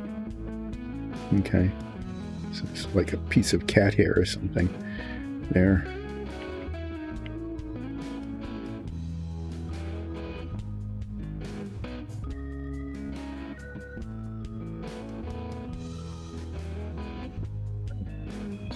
One splotchy green base. I'll do another splotchy green base.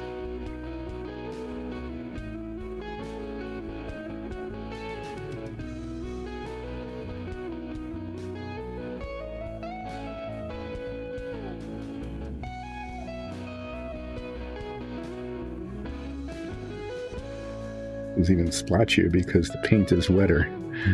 It's dissolved into the wash. Well, there we go. I'm going to have to squeeze out some new wash because that splotchiness turned out to not be very good splotchiness. Yeah. It was just an area that was very wet and the paint got into the brush, and as you can see, no, you can't see. If I move it over here, you can see the paint got mixed in with the wash and changed it considerably in terms of its color and consistency. So I said it's okay to have sort of wet paint. It's sort of okay, but there's a downside to it in that the wet paint. Got it.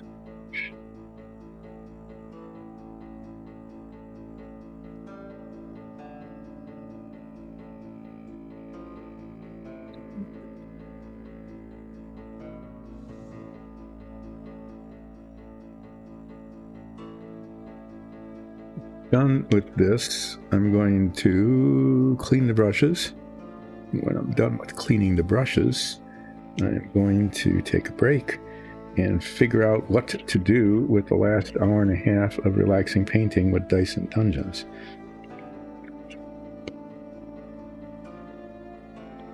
Checking to ensure that I've got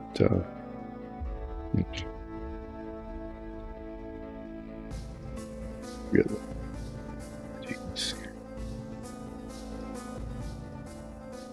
Yeah, that's terrific. That's yucky looking. So that'll work. All of this green paint in these paper towels came from the big brush that I used to spread the paint bases, which needs yes, more significant cleaning.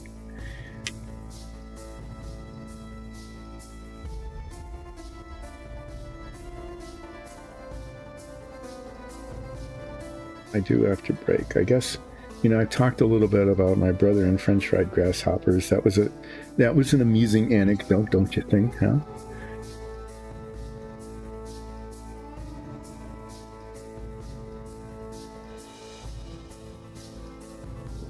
Sort of embarrassing for my brother, but we all got to see what French fried grasshoppers really looked like, and that we didn't ever want to see them again.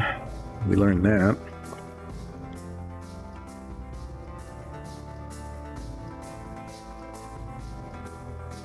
Other thing I need to remember during break is to get some more paper towel.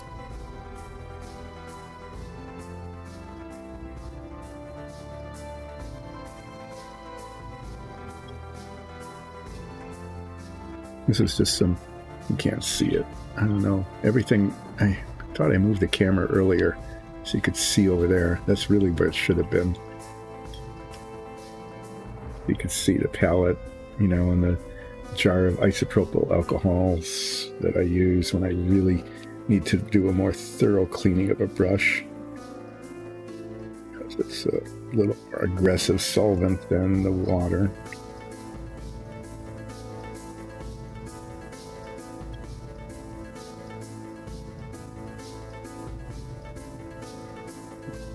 The green paint in this brush right now. Yeah, so I'll be taking a break here. Usually it lasts a little bit. I say a half hour, but it's always like 40 minutes, so.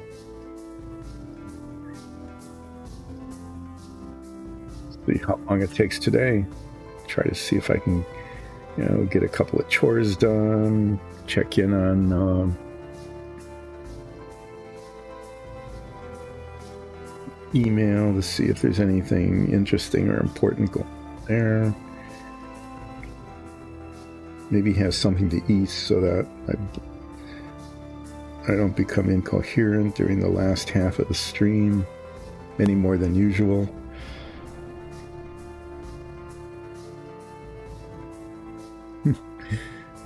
Thank you. Yep, I'm going to have a good break, and then this will be dry, and then I'll just show these centaurs to you,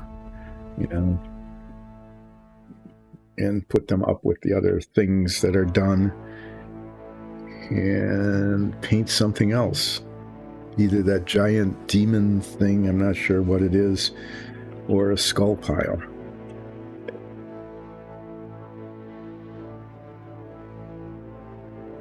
All right then.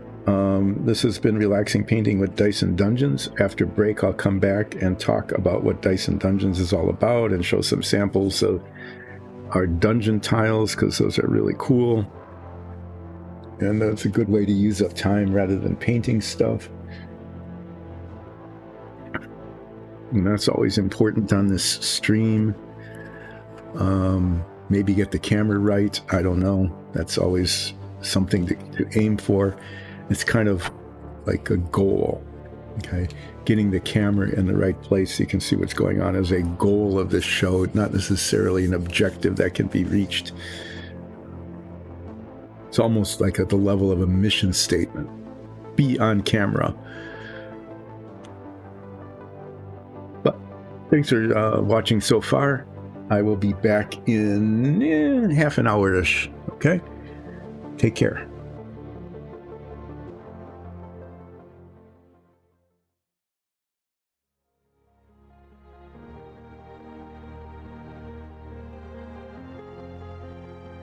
Yep, back from break. Only 5 minutes late. That's not too bad, I guess, compared to how things sometimes go.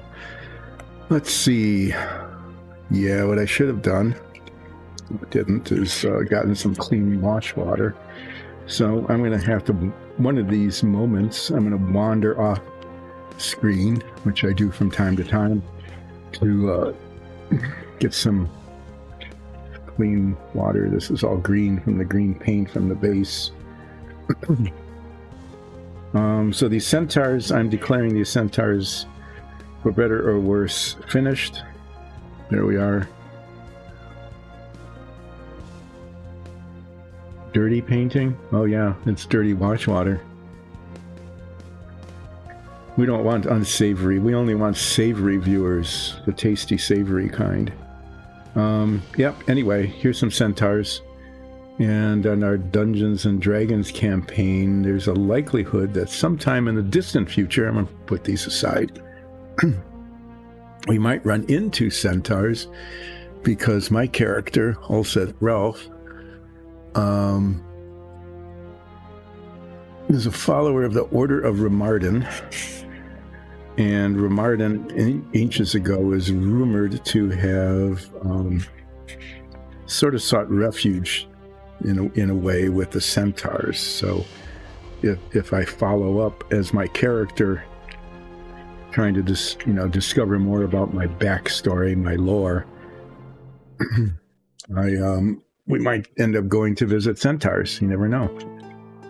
They're large and well armed. 2 arms, 4 legs. Anyway, yeah, so there's 2 of them. They look okay. They'll be all right for the show. I checked with our expert, who said, this is some sort of demon thing. I don't know what. Do whatever you want with it. So I have permission to do whatever I want with this sort of demon thing.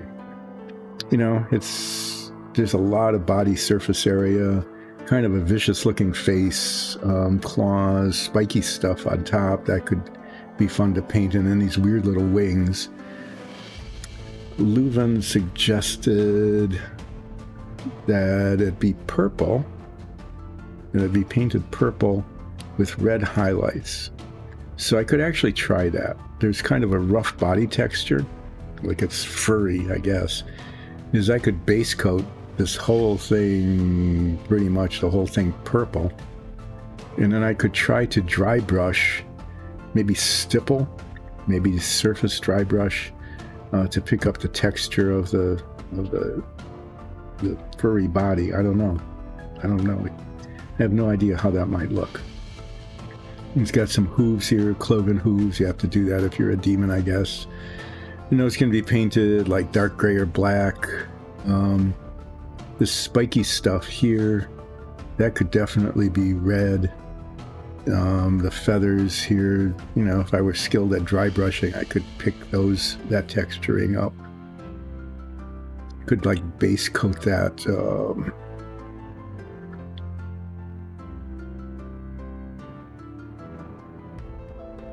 Leuven has to cash in some points in order to name it. But yeah. So the suggestion of pretty much painting it purple, why not? It's just sort of a demon thing that may or may not ever be seen again after it's painted. And if it looks really gross, well, then it's just a chunk of rosin that came off the printer that will be reprimed and thrown away, or who knows what. Got 3 purples. Let's look at the purples here. So there's purple, royal purple, and heavy violet. And I'm thinking just plain old purple, because the purple would show, I think the purple would show the red highlighting if I'm successful at doing that, better than the other 2. The heavy violet is kind of a nice color though.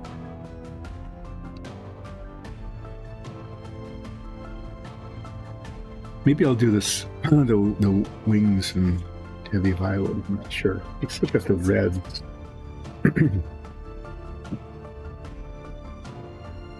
My color chart is falling apart here. I think some dark vermilion might be kind of nice. There's a highlight. But, you know, if I'm just going to base coat it in purple, that shouldn't be too hard. Let's see, there's a lot of fangs on the inside of the mouth. This looks like some sort of beard with beard-like, chin-like, weird chin-like attachment with horns that come out. There's lots of horns. Those can be painted like, almost like black or something. Or if I do the body in purple with red highlights, I could do that in that dark purple color. But one thing I will do first, though, and this is a thing I frequently have to do, is paint the inside of the mouth. Okay, the teeth will be painted like ivory or something, so that they look like fangs, and put brown blush on. But the inside of the mouth always has to get painted like a dark red color. Kind of like, I'm going to use this this black red. The whole thing is going to be very dark colored.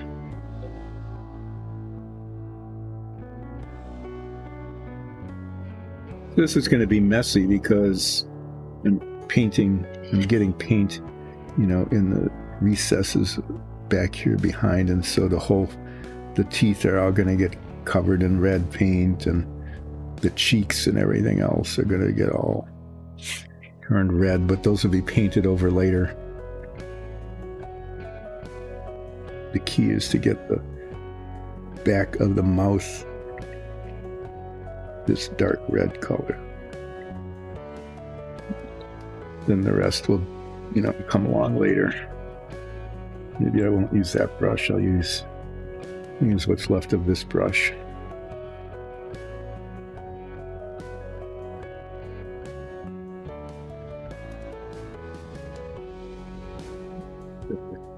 I'm going to get it all over everything because I'm not being extremely careful with the front, because I want to make sure that this dark color gets in the back.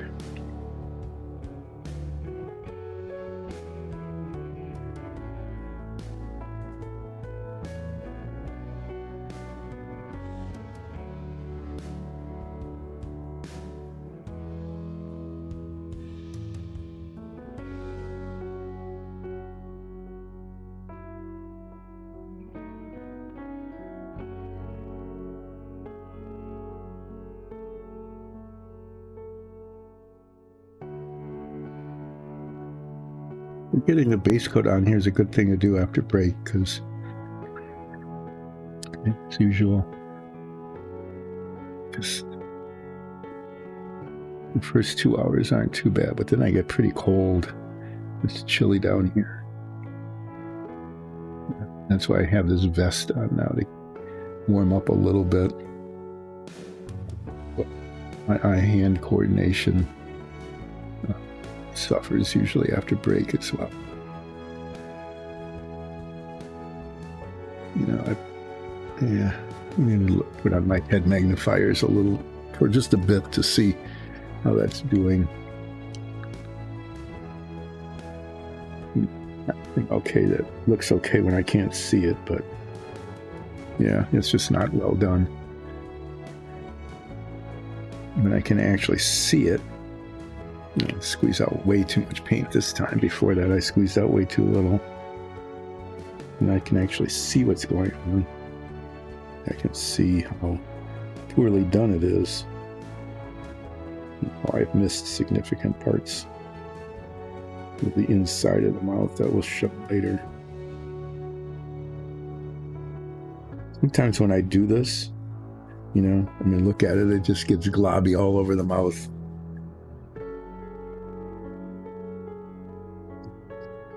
See, that's exactly how I want it to look. Like bloody, gory. In this case, no, not really. So I'm just going to paint a whole lot of purple on here.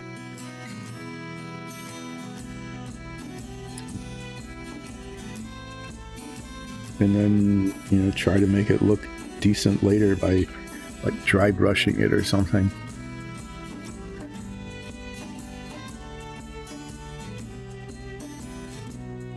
Why not? Just, start out with a lot of purple. And then the parts that I don't want to be purple later, we'll make not purple. So there, that's the thing. I'm going to just use this giant brush and purplate just everything.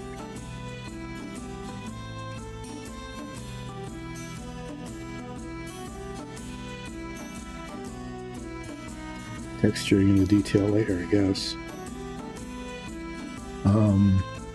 I know, this is a really big, heavy thing. This is the kind of thing where if I try to stick it on here, I'm going to break the base, right? Maybe it'll hold it. Didn't break it, at least. That's a good start. Purple.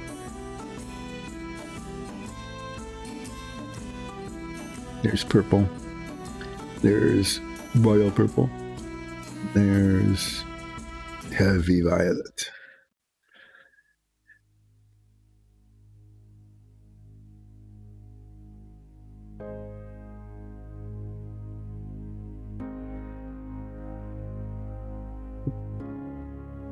I decide to use just regular purple. Ooh, we've got these pearlescent paints as well. Use the heavy violet on like the wings, I think, just so that they look a little darker. Maybe I was thinking of maybe painting the wings like an ultramarine blue, contrasting color.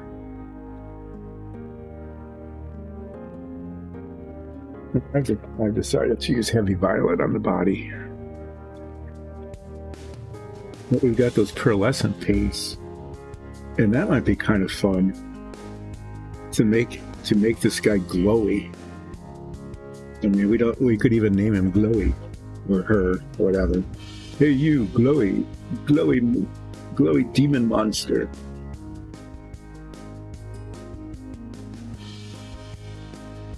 So instead of like just regular paint and dry brushing, I could get the pearlescent paints out and kind of just highlight, especially like the wings and the spikes and stuff. That might be kind of a fun thing to do. I don't really need these on to do base coating, I think. I will put them on later and discover all the spots that I missed, where the paint dried or didn't get applied well or something. So this whole thing is just basically going to turn into a big, heavy violet lump. It's going to look just like a big purple lump until I start painting some of the detail and whatever.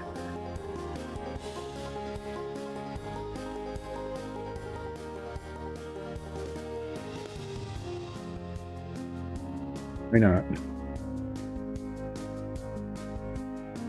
It said, why not purple? So we'll go, why not purple?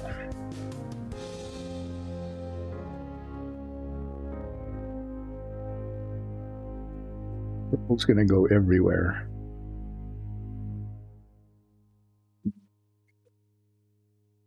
Putting other colors and detail and stuff on after the purple is everywhere.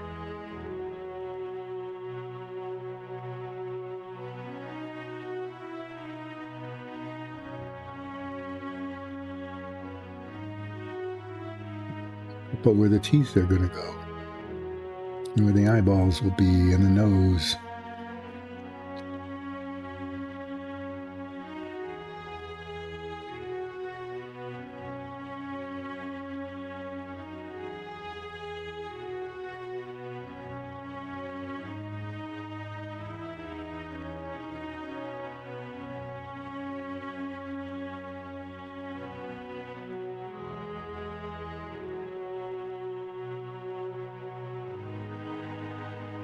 It's sort of relaxing, at least, you know, it's just like one color going on everything.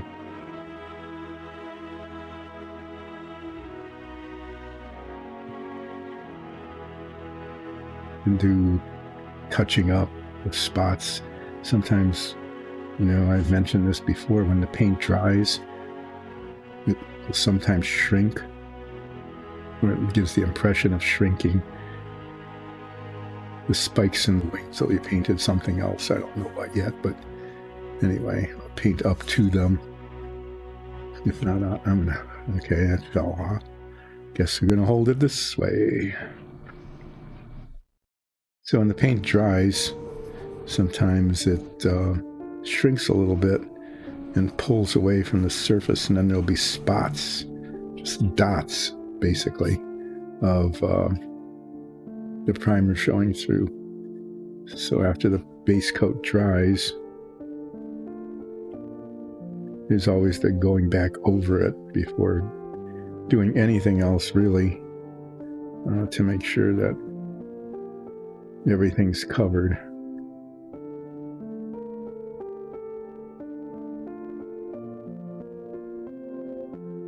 Cloven hooves will be painted something else. Got this furry body texture that if dry brushing works the way it should, and with me that's a big if. It would bring out the furry texture.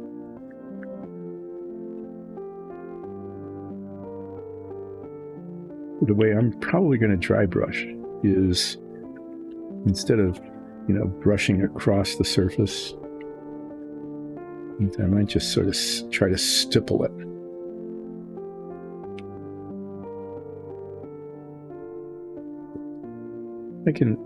There's so much of this that I could try it. I could try something and like on its back, you know.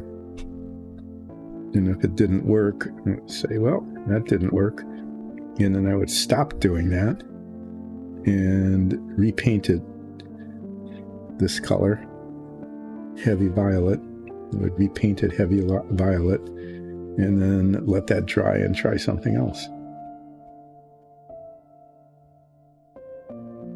Since nobody cares really much about what this is or how it's going to be used or whether it'll ever be used, it gives me the opportunity to fail, as I've done occasionally, but in this case I can just fail and, oh well, start over, do something different.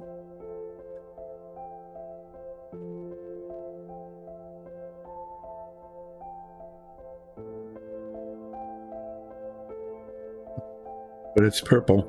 It's definitely purple. And I am going to try the pearlescent paints for highlighting. Whether it's red, there's several interesting colors that might be kind of interesting on this thing.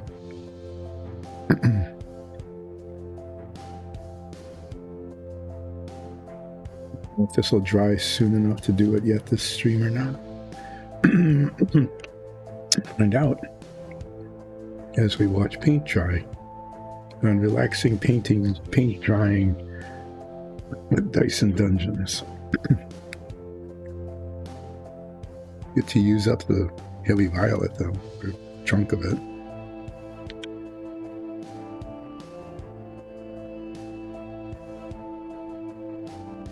Yep. So just to recap, when I checked in with Nicole, who is, you know, the resident D&D expert at the moment, and said, "What is this and what do I do with it?" Her response was, "I don't know, some sort of demon thing, whatever." So that's what we're getting. Some sort of demon thing, whatever. Okay.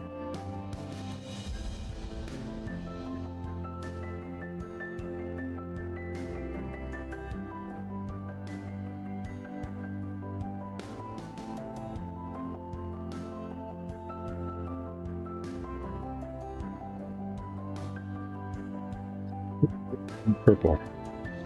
Yep. Got the purple part down.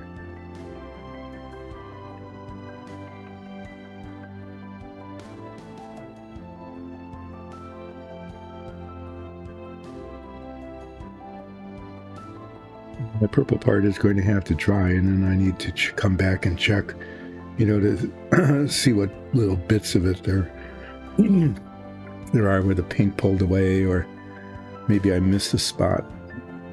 Let's see.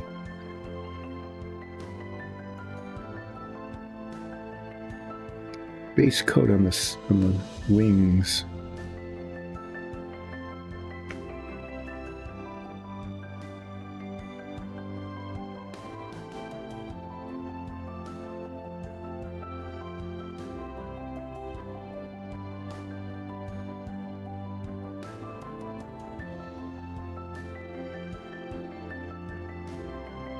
Thinking I might. Yeah. Brush always absorbs so much paint.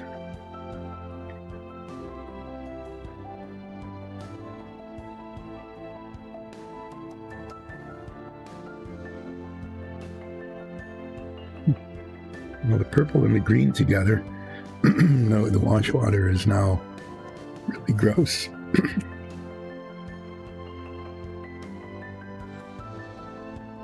That's the old alcohol bath thing.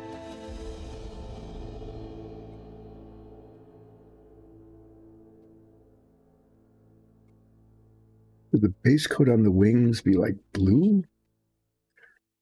Deep blue color? Red, maybe?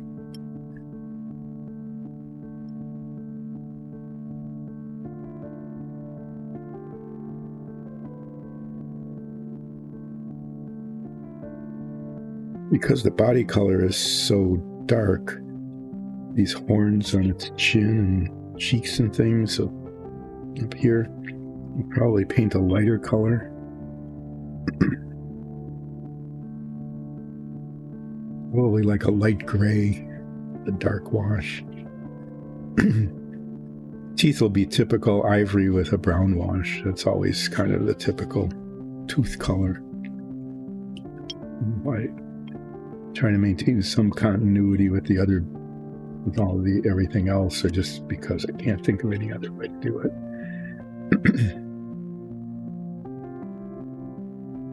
Well, this is taking a while to dry because there's a lot of it on there, and there's not much I can do until it does dry. I probably could paint the hooves.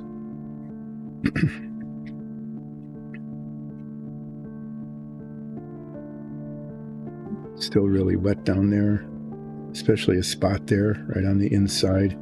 So if I got black paint out and started painting, it would just mix, and I don't want to mix colors.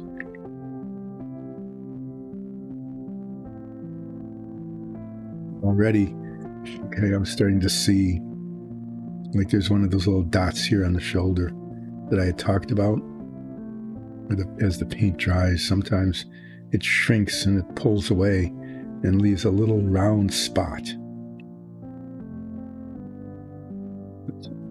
So after this is dried, as I look around and see some spots that I missed, there'll also be some spots where the paint pulled away.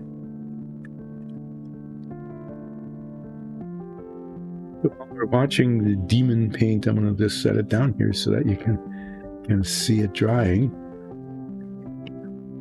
This way, there we go. And watch paint dry. Always the most exciting part of relaxing painting. We can look at my color charts, my highly sophisticated.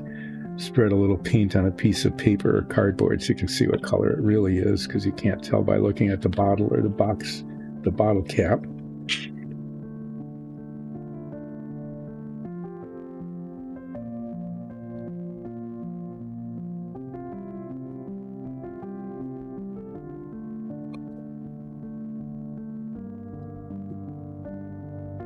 Let's watch paint dry and look at dry paint.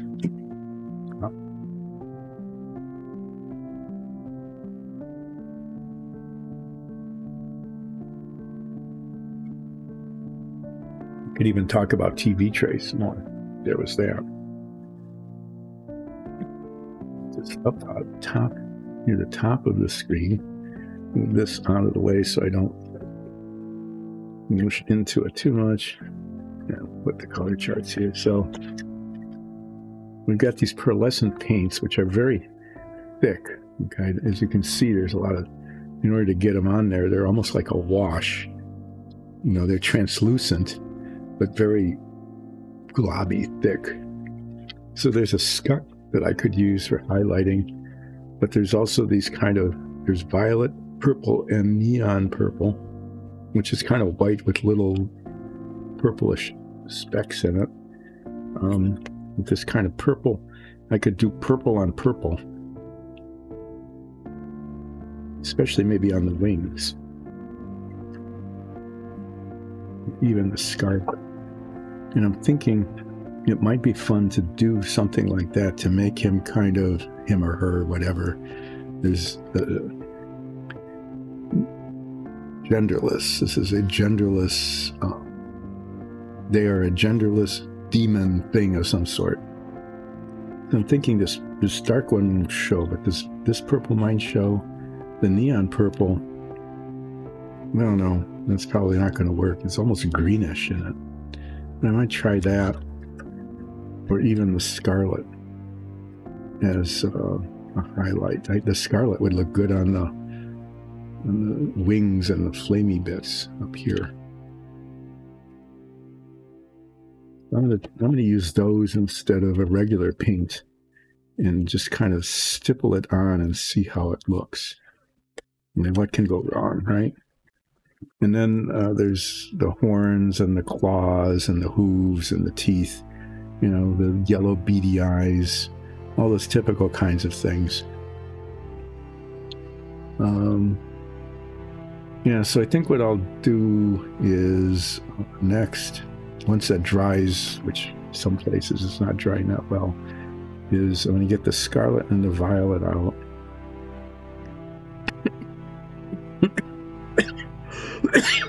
Excuse me. Give those a try.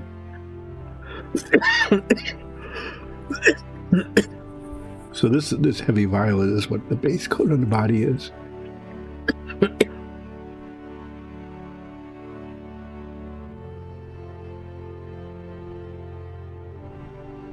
Trying to decide what to do with the wings and the head spiky stuff.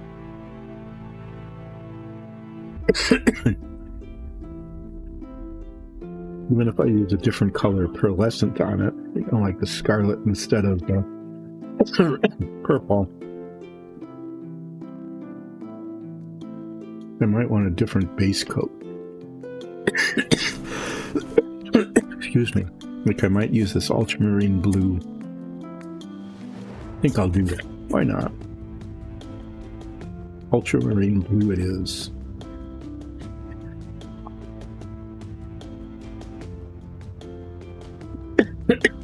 Find it.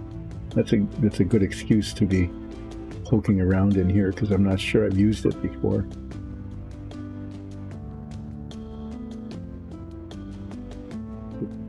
A really dark blue color. It might be out somewhere for some reason. No, there it is actually. Huh, weird. So for this, I'm actually going to have to pay attention to the boundaries, which on the back are indistinct for the wings. It's fairly clear for the spikesy on top. It's flamey kind of stuff. Looks like this covered pretty well. I am seeing some spots emerge already, and as I see them, I might as well touch them up.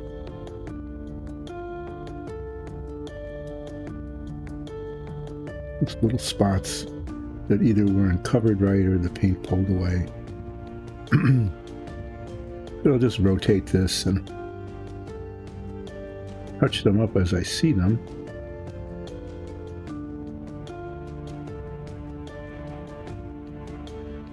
Either see them or imagine them.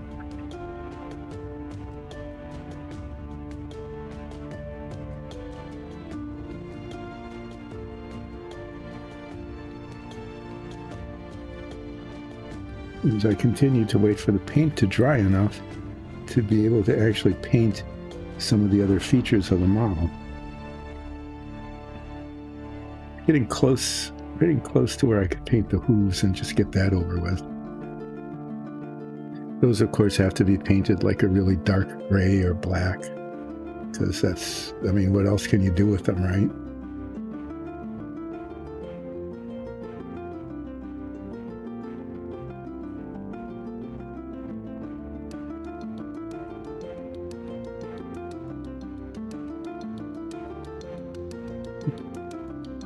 Came out, considering everything, and for the base coat, it came out pretty well. I have to apologize, though. It's hard. You can't really get anything much more done with this until the purple kind of stops being wet. Anyway, yeah, so I told an anecdote about my brother and French fried grasshoppers, and I'm sure that was very amusing, and he'll never know that I told that story. I'm not sure if I'm not even going to mention it ever to him, because either he's not going to remember it or he'll be like embarrassed by it, so there's no point in that. Do that. But now you all know it. And you don't know if it was a true story or not, but who would make something like that up, right? That would be kind of absurd. Ooh, I think these nails. Okay, this is a little bit dangerous. There's an obvious flaw in the print. There's a lump here that shouldn't be there.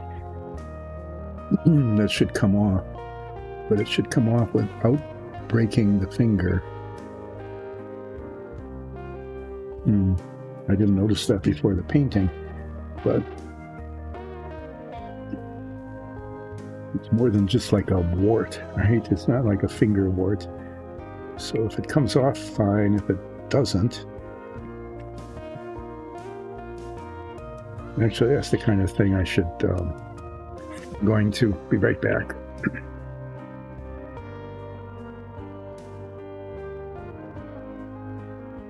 Got these little needle files. And gently file that off. And get rid of it without breaking the rest of it.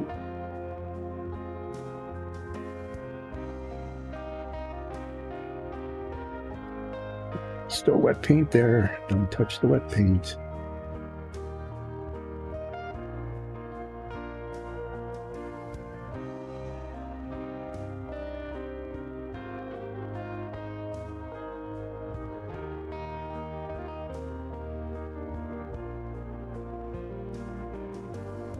is what I was doing all day Wednesday.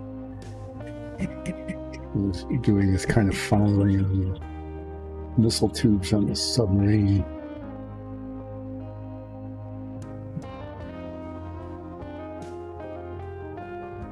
And then I started test fitting things and they don't fit. And I might have created yet an even bigger fitting problem by attempting to get the test fit to work on one spot.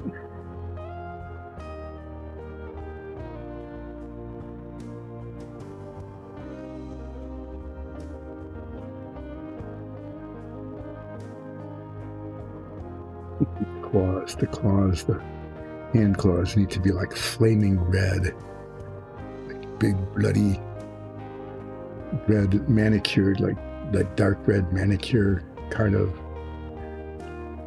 nail paint that some people wear. Well, there we go. I mean, there's a lot of purple here.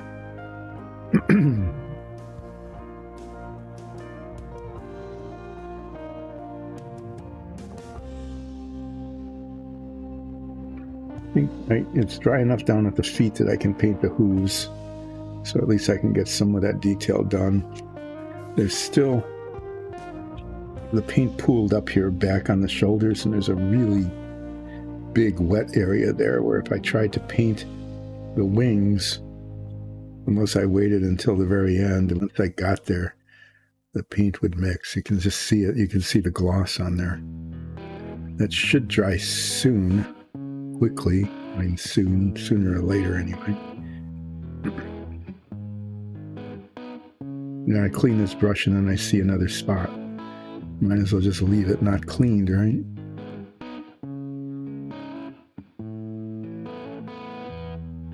Yeah, whatever.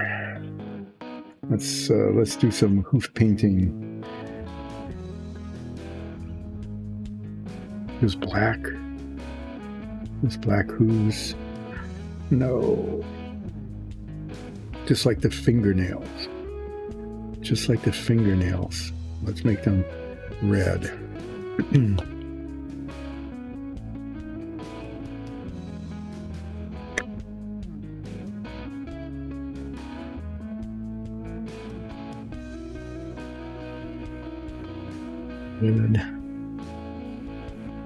Red.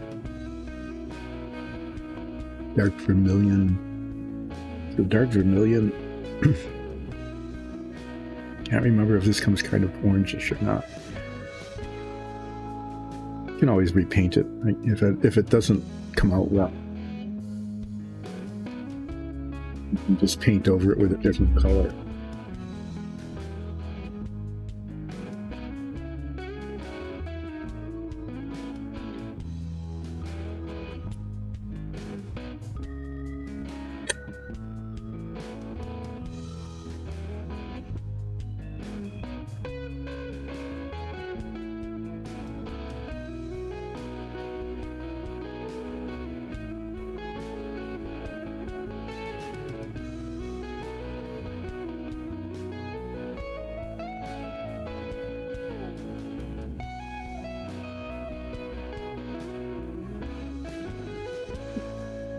Color chart, this always comes out like a bright red color, and then when I use it, it ends up looking kind of orange.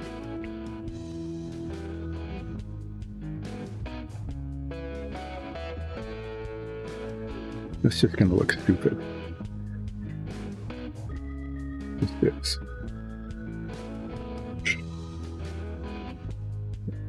And it never happened.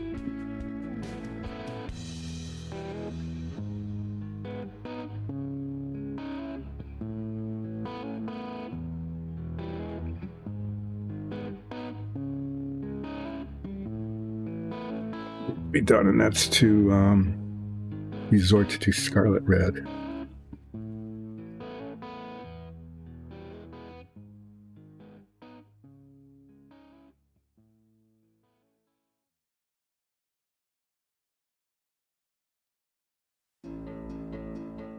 Never disappoints.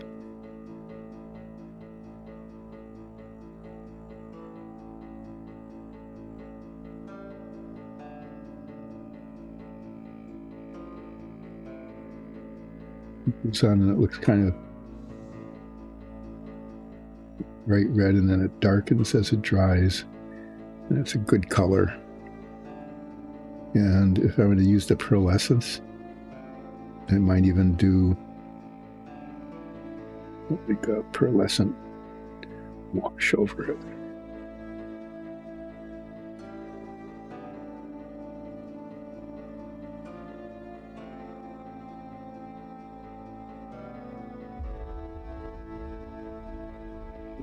Moves would just be black otherwise.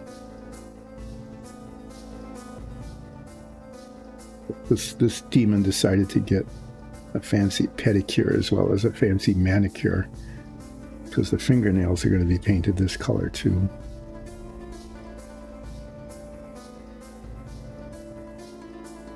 That's the demon's tragic story.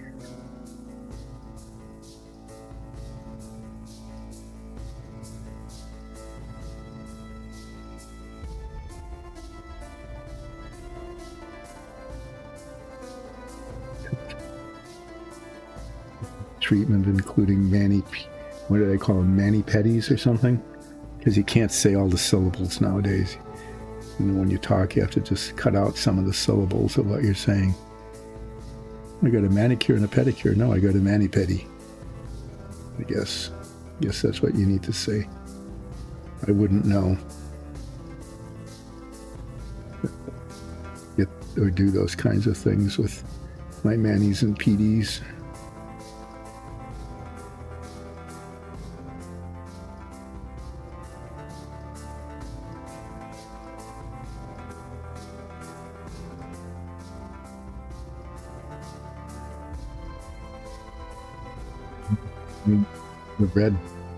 The red toes, that's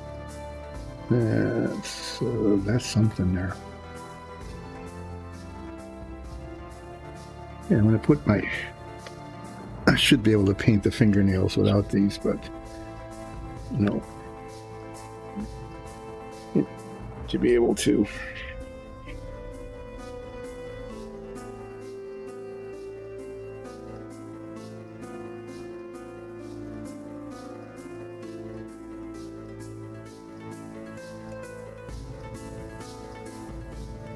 Brush is not good for this. The bristles are too incoherent. Thanks. I will hydrate. Hydrating is a good thing.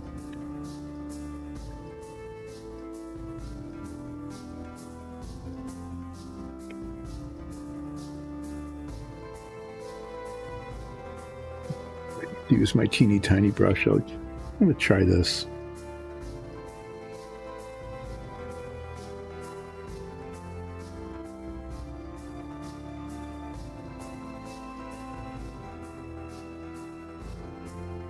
Could do is I could get like a nail polish brush.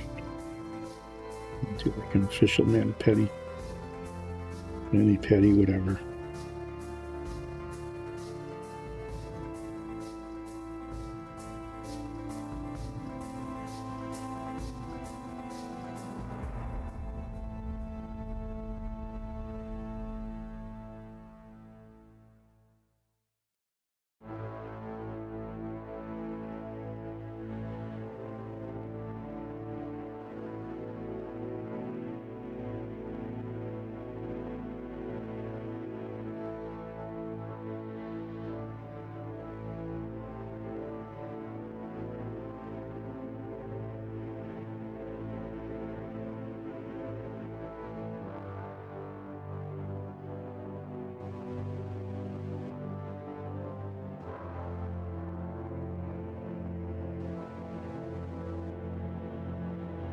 I think it was old Brogger once who said that my models, when they don't do much washing or detailing or whatever on them, highlighting, that they look almost cartoonish.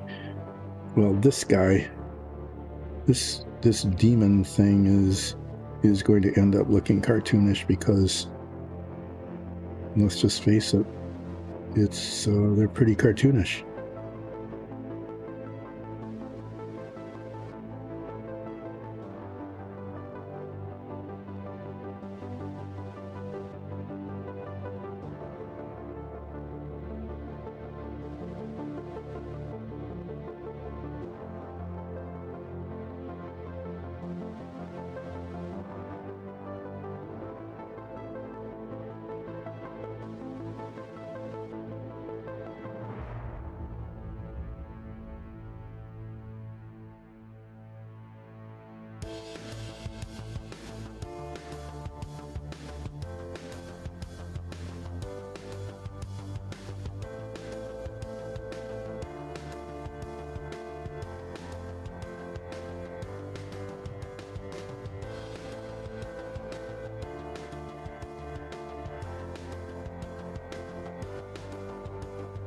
Yeah. So, 50s and 60s foods. There's some really interesting things that one. I think Jello salads are still a thing, but at one point during that period of time, Jello salads became such a thing that it was not only like orange. We called the Jellos by their colors, not their flavors. The only one orange Jello, it just happened to be both a flavor and a color, so that was a coincidence. But otherwise, it was like, let's have some green Jello, let's have some red Jello.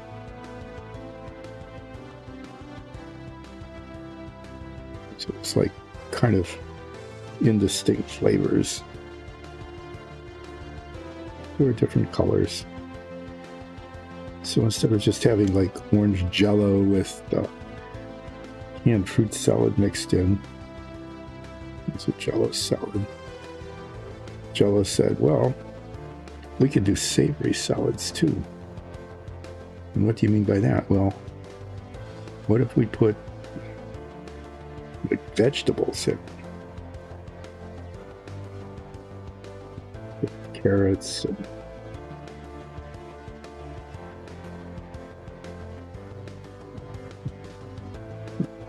oh yeah, we could do that, why not?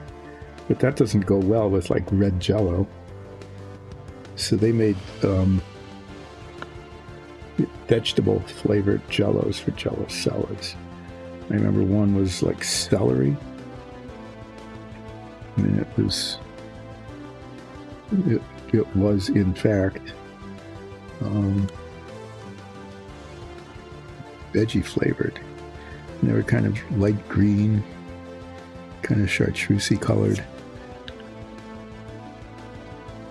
I'm just seeing some spots that need purple touch up here, since I have my head magnifier on, like on the tip of the finger here.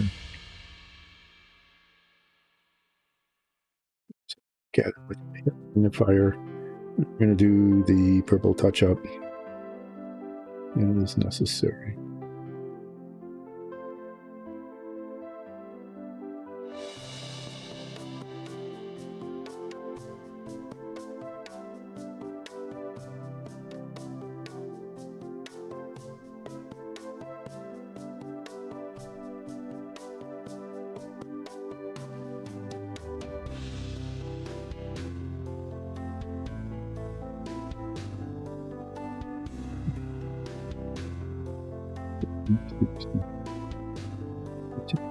It's to be missed.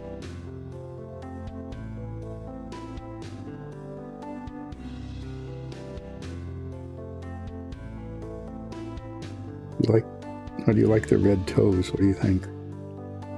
Yes? No?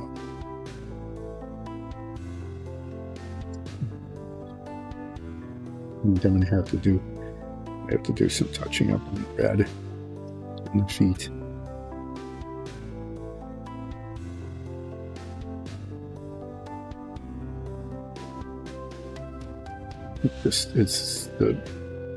It looked fine when I couldn't see it. As I can see it, I can see that the red paint did not go up to where the fur is.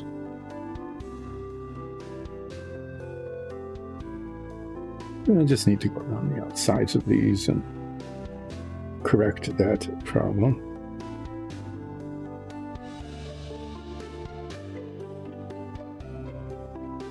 Yeah, so you take like shredded carrots and diced apples and maybe some cucumbers, even a radish, whatever. These savory, sweet but savory Jello salads. Flavored Jello. I don't know if they still make that or not. Been in the Jello salad making business ever.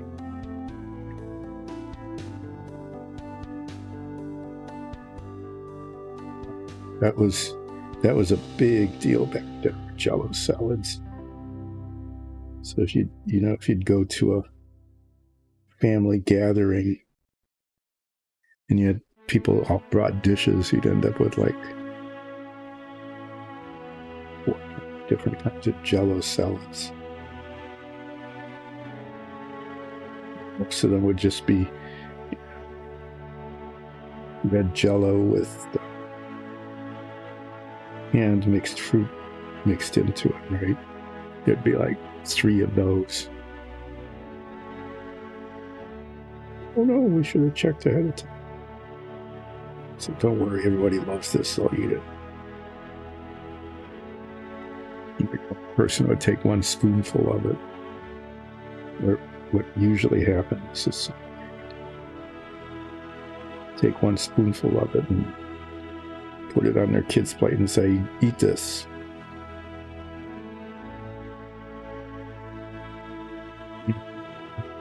It's just for you, so.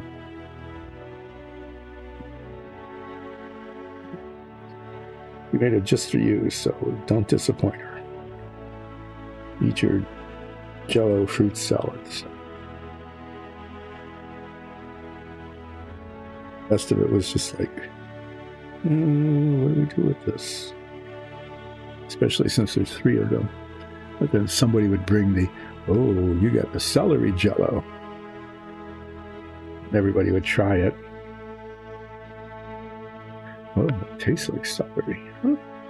How about that? The celery in the celery Jell-O tastes like celery too. Pretty cool.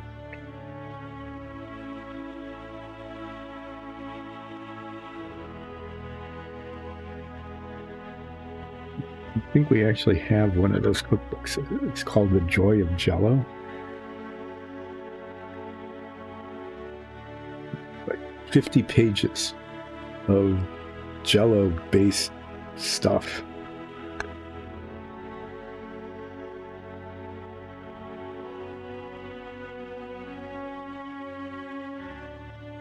It might be an exaggeration. It might only be like 30, but there was still like 30 plus recipes of things you could do with Jell-O because of the joy of Jell-O.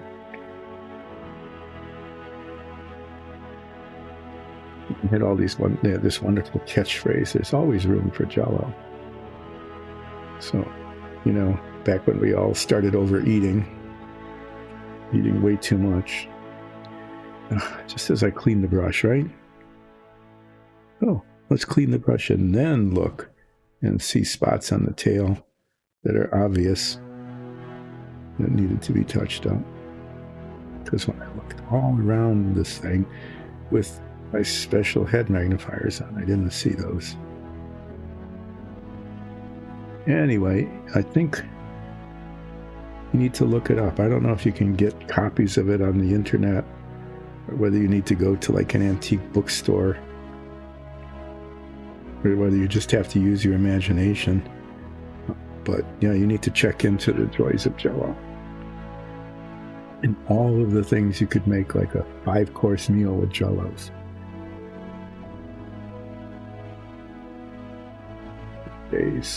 But there's always room for Jell-O. That was the phrase. So no matter how much you ate at your meal, regardless of that, you could pull out the Jell-O, whether there was stuff mixed in with it or not, or whether it was just, green or red or yellow. I don't think there was yellow. Green or red or orange Jell-O, because he referred to it by color, right? Yeah, you could still eat it because that's the way it was. And then it was also helpful because the Jell-O commercials taught you how to spell. Even if you were like 3 years old, could just barely talk, you could still sing Jello.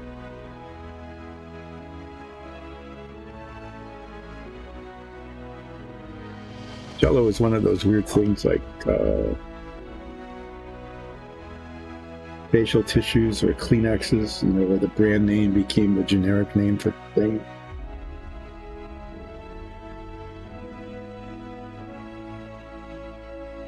Even though there were other gelatin desserts, up like store brands or whatever. Even though those existed, you know, it would still be named after the brand name. Just because some of those things catch on that way. Okay, I'm going to paint the wings and this hair spiky stuff. They're a little bit hard to paint because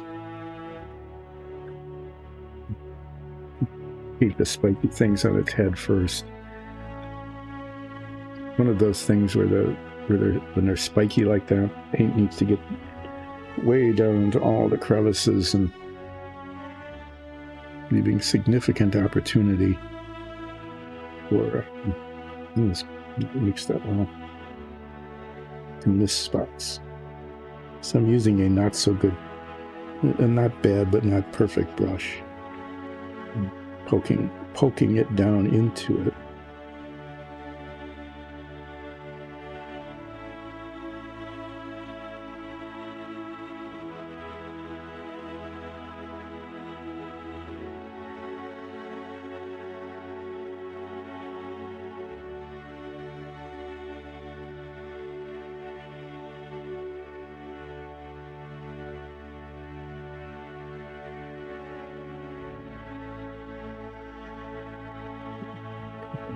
Me of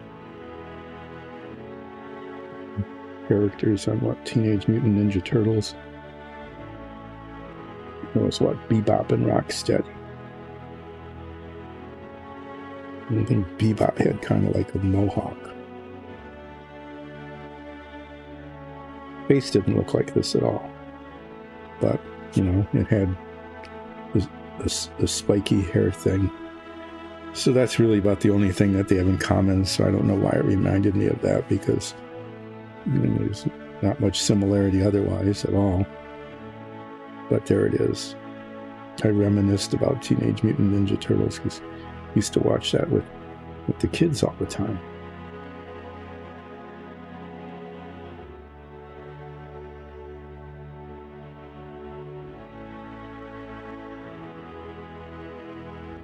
Even was able at one point to learn which was which.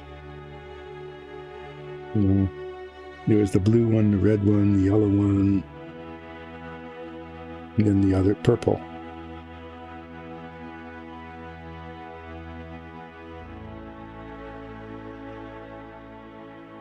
Besides painters, Leonardo, Michelangelo, Donatello. And we used to laugh and say Raffaello, you know, because we thought that was funny, because it's just like, oh, like all the others were O's.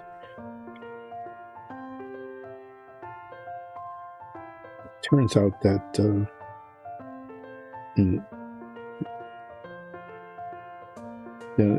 he really was Raffaello, with the reference to the name. Oop, hand cramp. It must be about 1:30. Yeah. Hand cramp time almost always happens in my holding things hands right about this portion of the stream. Anyway, yeah, we used to laugh, oh, Raffaello, because all the others were O's at the end. But we saw an exhibition about Raphael once at a museum, and in fact was referred to as Raffaello. Little did we know at the time that we weren't just being silly.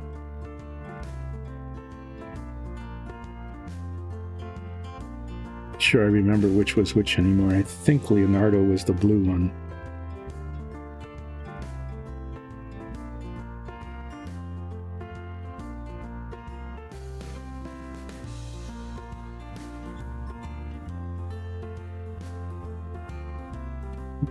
Angela was the red one, but I'm really not sure. Who do you remember? You remember which was which? Purple. If purple was Raffaello, then yellow must have been Donatello, but I'm not sure. The only one I'm pretty sure about, which means that might be the one I'm wrong about, is not the blue one, was Leonardo.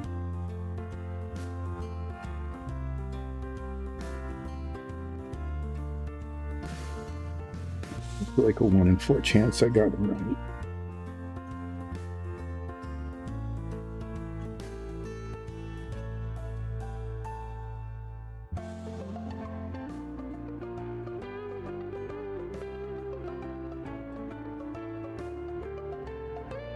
The thing about this model is I can't mess it up because it's not supposed to be anything. It is officially, I don't know, it's some sort of demon thing, I don't know what.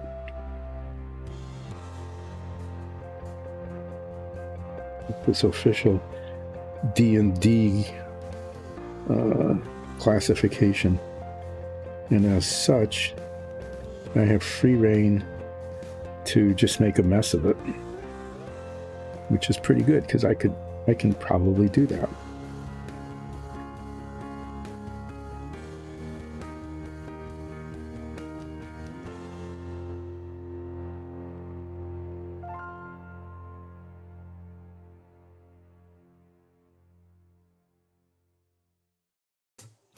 Unlike the centaurs, where I did kind of make a mess of it, but they probably will be used in the stream. Making a mess of this is just what it is. This is officially whatever.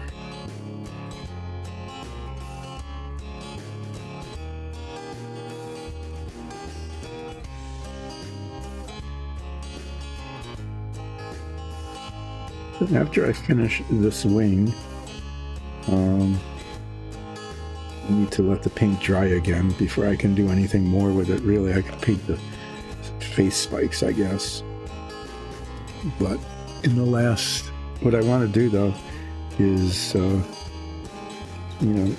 do my once every stream exposition about what Dice and Dungeons is and show off the dungeon tiles.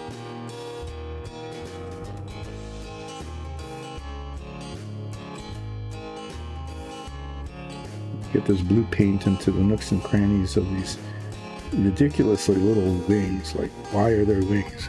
Why not? It's a demon thing, whatever. And it's got spikies on its head and little wings.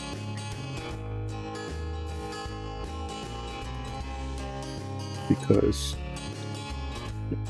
useless demon wings. Probably very proud of its little demon wings. You can tell because of the proud look on its face.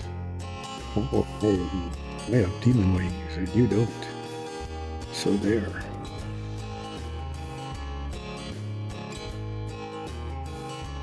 Yeah. You do.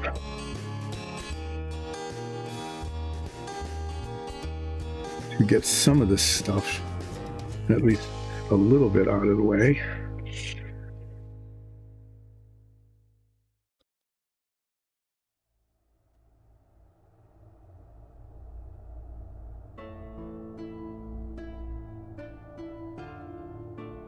Now, I'm going to have fun with pearlescent paints on this one. I don't play with those very often, but this one just begs to be glowy and shiny.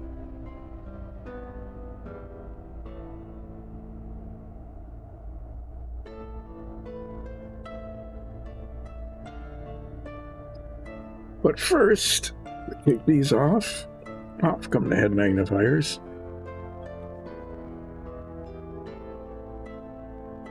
And out come the dungeon tiles. So relaxing painting with Dice and Dungeons, as I repeat fairly often, started out when we started printing on the 3D printers back there. Dungeon tiles for use in our stream because we thought, well, playing on a 1x1 inch plastic grid is all fine, but if we're going to actually stream this and want people to watch, and we do, then we should have better sets, and especially if we have boss fights and things like that.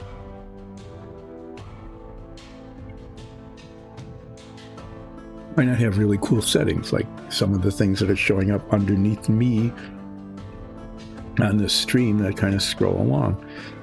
And so we started printing out dungeon tiles and started playing with them, different paints and different colors and different washes and different configurations, and eventually sort of settled on 3 basic kinds: rough stone, cut stone. Cut stone looks like this, as opposed to the rough stone that looks like that. The major difference between these is this is washed. This one isn't washed yet, so it doesn't have the weathered look. And then we said, well, our DM started designing these modifications to some of the tiles. Said, well, let's make them sturdy, because it was that the floor and the backs were separate when we first started doing this, and we'd epoxy them together, and sometimes they weren't, quite oriented right, or they'd break off. So she redesigned them so that the wall and the floor were one solid piece. So this thing is, you can break it. You could if you really wanted to, but I don't want to, so I won't. And so these were done, and these were designed initially so you could potentially clip them together. You could put a clip in here and a clip in there, but they also have little holes on the bottom. And each of those holes, there's 8 on each one, is filled with a little ball magnet, and they hold on to each other like that. But they also come apart, and they're magnetized, but they're not magnetic like you have to put them on a metal surface to stick. They're magnetized like they stick to each other. And the clips worked okay to hold them together, but taking them apart was really hard. So this is, she came up with these, and Nikki and I painted them for use in our stream. And then they said, well, why don't you stream the painting too? And I said, well, I don't know, why not? That's why we have this totally unsophisticated work surface, which is cardboard and a ring camera, and another camera over there that was surplus, and a microphone that we're not using in our stream. So this is a low-tech. Basically, this point of this was to paint dungeon tiles for use in our show, and as it turned out, amuse a few hundred people, or maybe tens of thousands, eventually millions of people watching Relaxing Painting with Dice and Dungeons. So this is just one of them. We also have cut stone, like I showed you before, but the cool thing about this is that some of them have special features, like this has a sigil. That sigil is part of the print. Okay, it's printed right in, and this is part of a set with a cauldron in it, which is for fire magic. Okay, and so I think one of these actually shows up. And these sigils, this is all hand painted. I did that. I think that came out really well. Pretty cool looking, isn't it? With the brass paint and the copper and the red and stuff. So there's 3 of these, and there's a cauldron in the center built into one of the floor tiles, and the cauldron has a little magnet in it, and there's a flame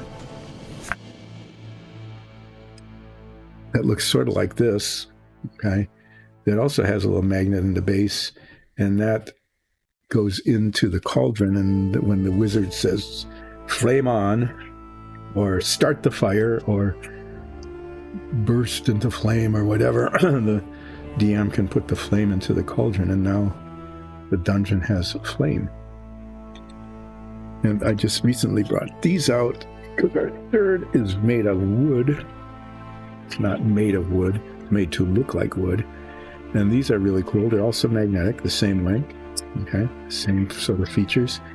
But they have like a stucco wall, painted front and back, so you can do your dungeoning inside the building, but if you wanted to, you could build a wall like that and do your dungeoning out in the street. And in fact, over there are a whole pile of street tiles that someday we'll have a street fight with. And all of our sets have this feature, operating doors. They're pin hinged, and they'll open so that when you're dungeoning, and you come to a door, you can say, oh, this door is locked. And somebody, picks the lock and says, shall we go in? And you open the door and burst in and get ambushed. Or better yet, you stand here, right there, okay, behind, and somebody opens the door, and then you're hidden behind the door. And if the camera angle on our stream is right, you can see your little minifig there, and then the adversaries will walk in here, and you go, ha, surprise, got you. Okay, but you don't have to pretend that there's a door, pretend that it opens and closes. You have a door that opens and closes. The ones that go with the stone are painted to look like metal. I wanted to show these off because the Dungeons and Dragon, the Dice and dungeon tiles are just amazing. And you should be jealous. Very, very... But yeah, almost dropped them. Almost got the test to see whether they break or not. Because, fingers not working, end of session.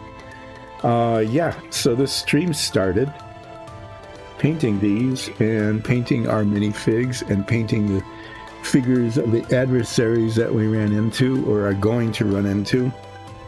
Like we're going to run into this pile of imps at some point because our DM printed out 7 of them and made me paint them. And so minifigs and dungeon tiles get painted on Relaxing Painting with Dice and Dungeons. And Submarine Wednesday started. I'll tell the story again. I ran out of dungeon tiles for that particular stream, and it's like, well, should I not bother streaming? And it's, no, do something. So I pulled out a model kit and started painting that. And the first one I did on stream was a Fink, Big Daddy Roth, Mother's Worry, or no. Was it? It was the Fink that smashes the car. Why can't I remember now? Oh, Fink Eliminator. Yeah, because it smashes a car. And I did a really nice job with it, and it came out really cool, and nobody really cared. But then the next thing I pulled out was the Renwell submarine that I've been working on for, it feels like, half a century. And will continue to work on for half another century because it's just going very slowly because the parts don't fit. And the painting, I'm painting detail, and that takes a while, but mostly it's that the parts don't fit. As I'm finding out in the missile launch room. So that's how Relaxing Painting with Dice and Dungeons got started, and why there's a Submarine Wednesday.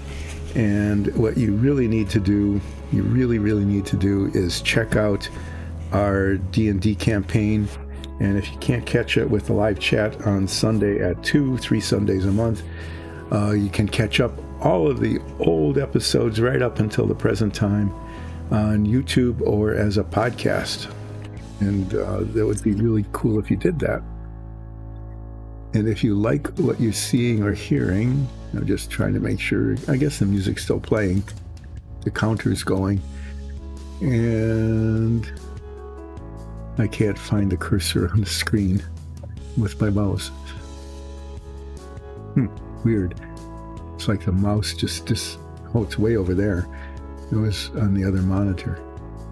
Yeah, oh, look at that. There's still music playing. Huh, that's pretty funny that it's working. Everything worked today. I even got some painting done. I finished the centaurs. Let me show you those in case you missed them. There are 2 centaurs.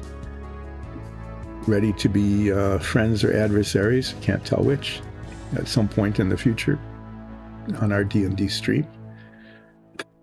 Okay, one way or the other. we're likely to meet centaurs. And I got some base coating done on this some sort of demon thing. I don't know what it is, whatever. That's its official characterization.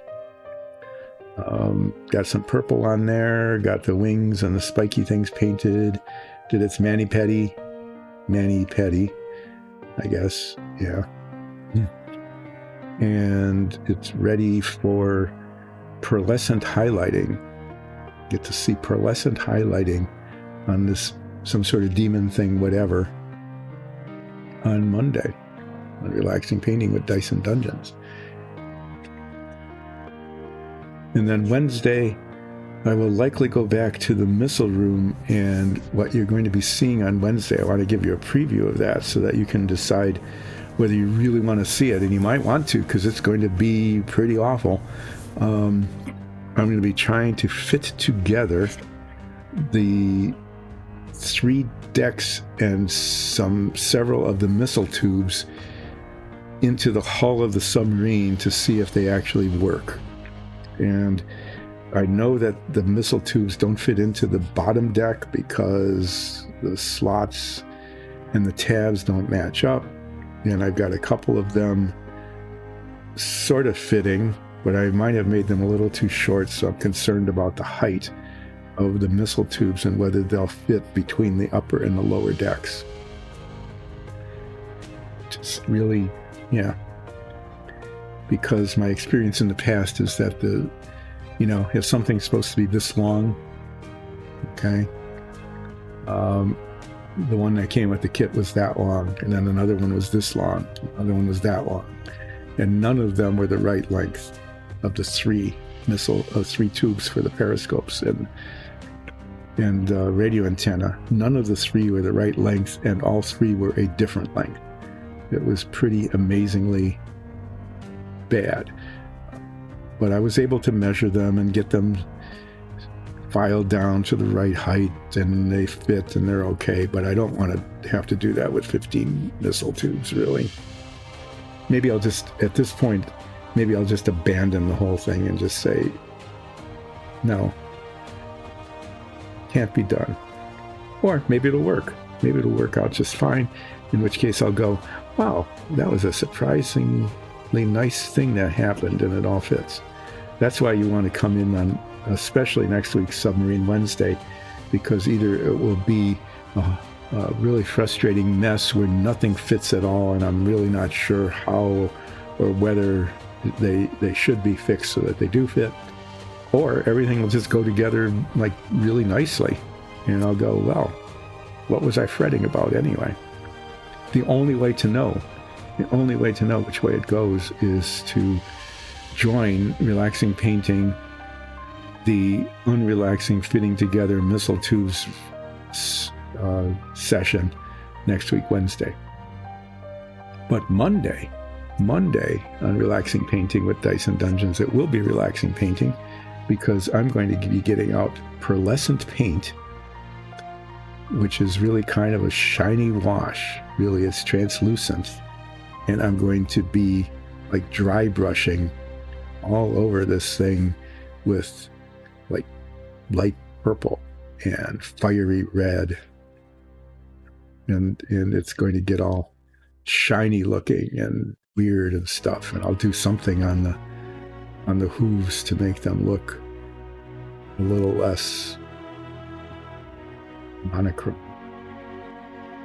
And then it'll either look like really, really cool or really, really stupid, or maybe at the same time, really coolly stupid or stupidly cool. And then I'll paint the horns, and the spikes, little spikes on the head, and the eyes and the teeth, so the face shows up better. I think the eye openings on this are fairly large, so I'm going to paint yellow and then put little red pupils in. And the teeth will be, they're sort of grayish right now. I was thinking of painting them ivory with brown wash, but I'm thinking I might paint them like bright white and or very light gray and put a gray wash on them. You know, like kind of grayish teeth. Might look pretty good. That's what I was going to do with the horns. So I was going to paint them gray with a black wash. We'll find out when you return on Relaxing Painting with Dice and Dungeons on Monday at more or less 10 until more or less 2, as I continue to, just make a mockery of good painting technique by doing stuff to this demon thing. I don't know, whatever. But yeah, got 2 centaurs done. Got a base coat. I bet, it's purple and blue and red. How can you not look at that and say, well, that's some sort of demon thing, all right? And that's what it is.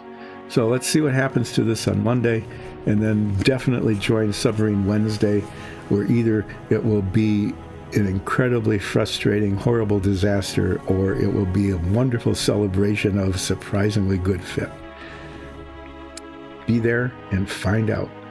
So see you Monday, Wednesday, and Friday next week from more or less 10 until more or less 2, with a break in the middle that is always longer than I say it will be. Take care. Have a good afternoon or evening or whatever time zone you're in. Oh yeah, don't forget, if you're in a place that has daylight savings time, you get to fall back on Saturday, which means that Sunday will be an hour longer than it would be otherwise. See you then. Bye.